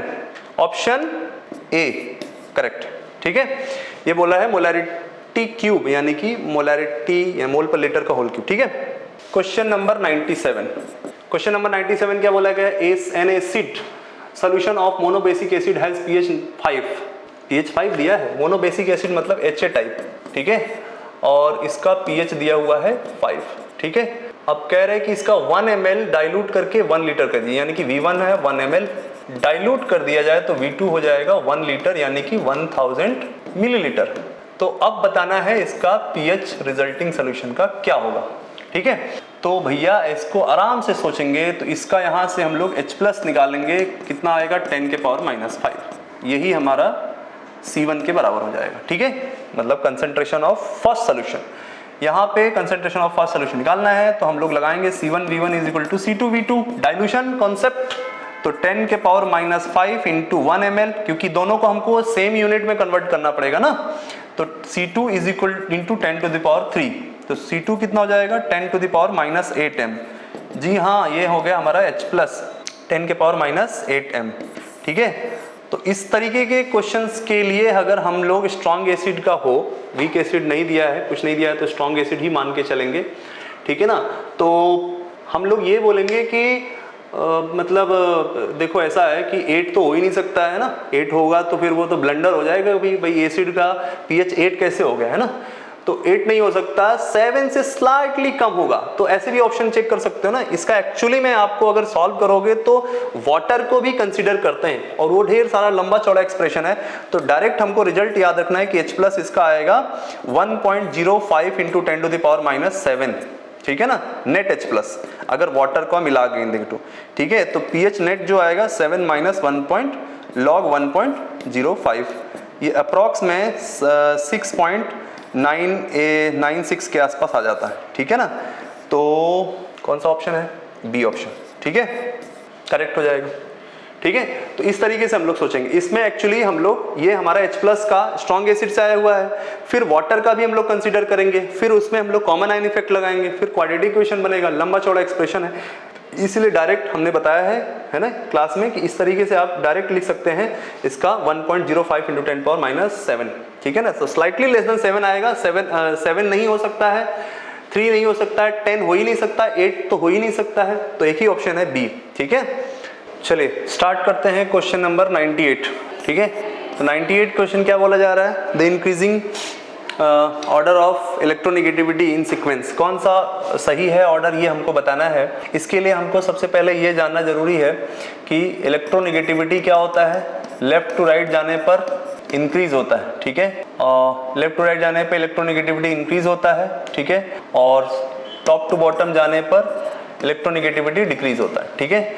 अब इसमें एक चीज सबसे ज्यादा होता है, पूरे इलेक्ट्रोनेगेटिविटी पूरे हम लोग पीरियोडिक टेबल में एक चीज हम लोग ऐसे कर सकते हैं, FON फोन इज इक्वल टू क्लोरीन, है ना, greater than bromine, greater than iodine, sulphur और कार्बन ये सेम होता है, greater than phosphorus equal to hydrogen, ठीक है। अब इसमें हम लोगों को ये बात तो समझ में आई गई है कि ऑप्शन में हमको नाइट्रोजन और ब्रोमीन दिया हुआ है, तो नाइट्रोजन ब्रोमीन में नाइट्रोजन का ज़्यादा है, ब्रोमीन का कम है, तो वैसा तो सारे ऑप्शन में दिया हुआ है, ठीक है ना।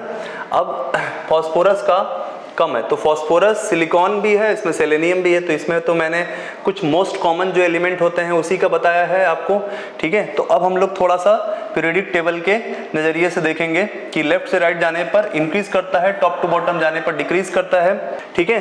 तो टॉप टू बॉटम जाने यहाँ पे क्या होगा, अगर हम लोग इस तरीके से देखेंगे तो कार्बन फैमिली में कार्बन, सिलिकॉन, ठीक है, जर्मेनियम, 2-3 लिख ले रहा हूं मैं, ठीक है। नाइट्रोजन में नाइट्रोजन, फास्फोरस, आर्सेनिक, ठीक है। उसके बाद ऑक्सीजन, सल्फर, सेलेनियम, उसके बाद फ्लोरीन, क्लोरीन, ब्रोमीन, ठीक है। और इसमें हम लोगों को देखिए, इसमें क्या होता है कि लेफ्ट से राइट जाने पर इलेक्ट्रोनेगेटिविटी इंक्रीज करता है और साइज जो है वो डिक्रीज करता है, ठीक है। और इलेक्ट्रोनेगेटिविटी इसमें डिक्रीज करता है जो कि हमने यहाँ लिखा है, और साइज क्या होता है, इंक्रीज करता है। तो अब इसमें समझने वाली बात ये है छोटी सी कि अगर हम लोग टॉप टू बॉटम जाएंगे तो इलेक्ट्रोनेगेटिविटी का चेंजेस बहुत ज़्यादा नहीं होता है as compare to size factor, और टॉप लेफ्ट साइड जाएंगे, है ना, लेफ्ट साइड जाएंगे तो इलेक्ट्रोनेगेटिविटी बहुत तेजी से इंक्रीज करता है एज कम्पेयर टू साइज, ठीक है। साइज धीरे धीरे डिक्रीज करता है, इलेक्ट्रोनेगेटिविटी तेजी से इंक्रीज करता है, और यहाँ पे साइज बहुत तेजी से इंक्रीज करता है, इलेक्ट्रोनेगेटिविटी में बहुत ज्यादा का डिफरेंस नहीं होता है। तो अब इसमें क्या है कि सबसे छोटा तो हमारा सिलिकॉन हो जाएगा, ठीक है, उसके बाद फास्फोरस, उसके बाद सेलेनियम, ठीक है, क्योंकि इसमें बहुत ज्यादा अंतर नहीं है, क्योंकि इसमें सिलिकॉन फास्फोरस में तो फास्फोरस हो जाएगा और फास्फोरस सल्फर में तो सल्फर हो जाएगा, बट सल्फर और सेलेनियम में बहुत ज्यादा अंतर नहीं है, क्योंकि अभी हमने देखा कि इलेक्ट्रोनेगेटिविटी टॉप टू बॉटम जाने पर डिक्रीज होता है, लेकिन उतनी फास्ट नहीं होता है। नाइट्रोजन ब्रोमीन में डेफिनेटली नाइट्रोजन होगा, क्योंकि ये नाइट्रोजन एक्सेप्शनली हमारा ज्यादा हो जाता है, ठीक है, उसका अलग रीजन है।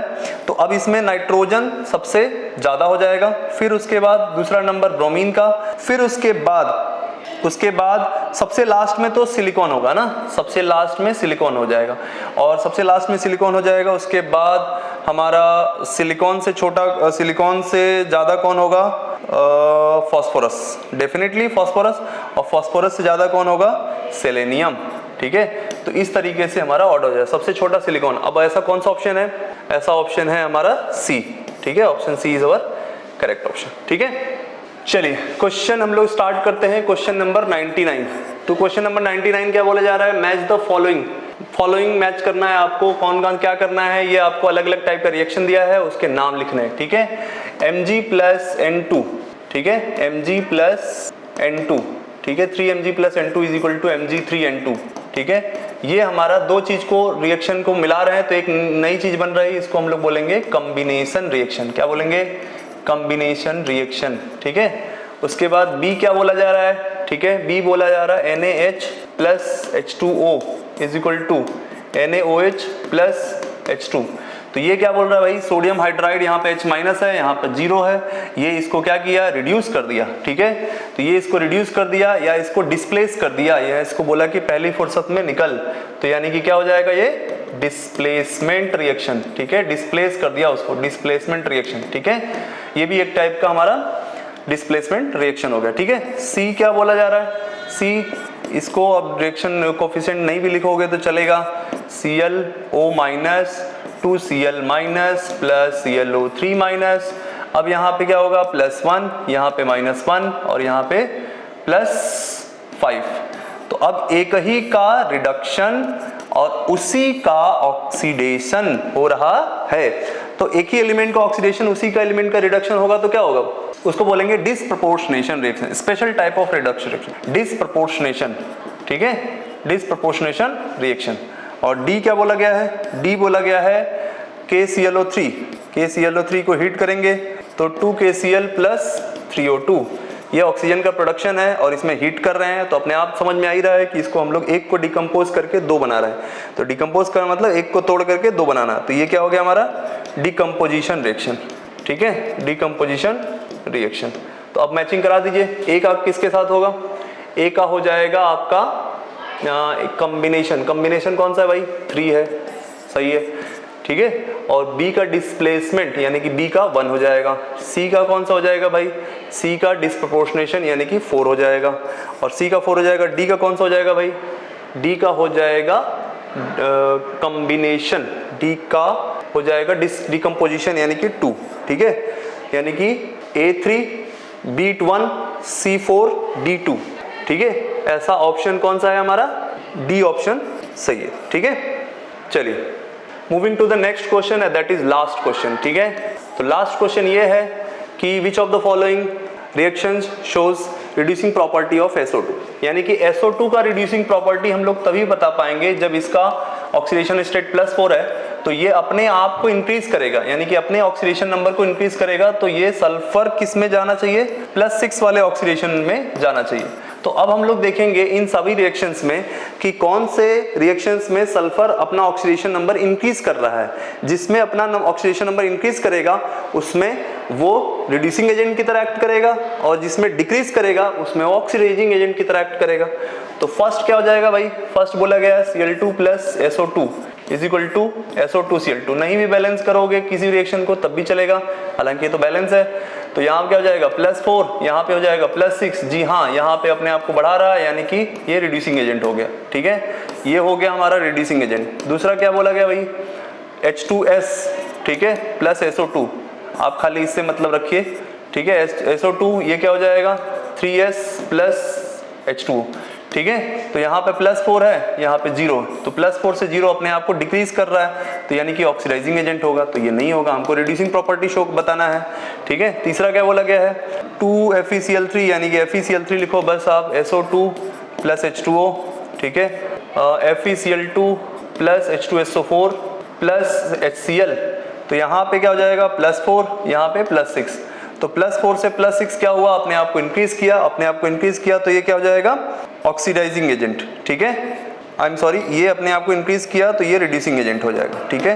तो 3 वाला भी हमारा रिड्यूसिंग प्रॉपर्टी शो करेगा। फोर्थ एक बार चेक कर लेते हैं, फोर्थ क्या बोला जा रहा है SO2 + H2O, ठीक है, इसमें क्या है H2SO3 बन रहा है, तो इसमें कुछ नहीं हो रहा है, बस आपका एक तरीके से यही इसी चीज को रिएक्शन को हम लोग वाटर के साथ रिएक्शन कराते हैं, और वाटर के साथ रिएक्शन कराते हैं तो कभी भी ये अपना ऑक्सीडेशन नंबर नहीं बदलता है ना, ये हमारा एक तरीके का ऑक्सी एसिड बनाने का तरीका भी है, ठीक है। तो +4 से +4 ऑक्सीडेशन नंबर नहीं बदला, तो इसमें नहीं होगा, only 1 and 3 option are correct, ठीक है। 1 and 3 यानी कि कौन सा हो जाएगा 1 and 3 ओनली, यानी कि बी ऑप्शन हमारा करेक्ट हो जाएगा। इस तरीके से हम लोग सारे क्वेश्चंस को कवर करेंगे। थोड़ा सा अलग टाइप का भी क्वेश्चंस हो सकता है आपको, बट आप उसको कनेक्ट करके कॉन्सेप्ट को देखिएगा, ठीक है। काम डाउन होकर के अगर आप टिक किए होंगे और आपकी कनेक्शन अलग अलग टॉपिक्स का अच्छा होगा तो आप पेपर को बेटर विजुलाइज कर सकते हैं, ठीक है। With this we come to the conclusion of the discussion of this particular CPT। तो आपको CPT में लगा होगा कि इस बार थोड़ा सा क्वेश्चंस का पूल जो है वो बढ़ चुका है, क्योंकि अभी तक आप स्पेसिफिक टॉपिक्स पर रहते, इस बार कुछ टॉपिक्स या कुछ चैप्टर्स बोल सकते हैं वो एक साथ आ चुके हैं। तो ऐसे ही आगे जो है चैप्टर्स और बढ़ेंगे। नेक्स्ट CPT में आपके चैप्टर्स जो हैं अब डिफरेंट सेट जो आप PTs देंगे उसके फिर चैप्टर्स आएंगे, और उसके बाद फाइनली फुल टेस्ट। तो एक अच्छा प्रिपरेशन ये मेरे हिसाब से टेस्ट ने आपको दिया होगा फॉर द अपकमिंग टेस्ट, और मेरे हिसाब से आप लोगों ने बहुत अच्छा भी किया होगा। Best of luck, thank you. Thank you.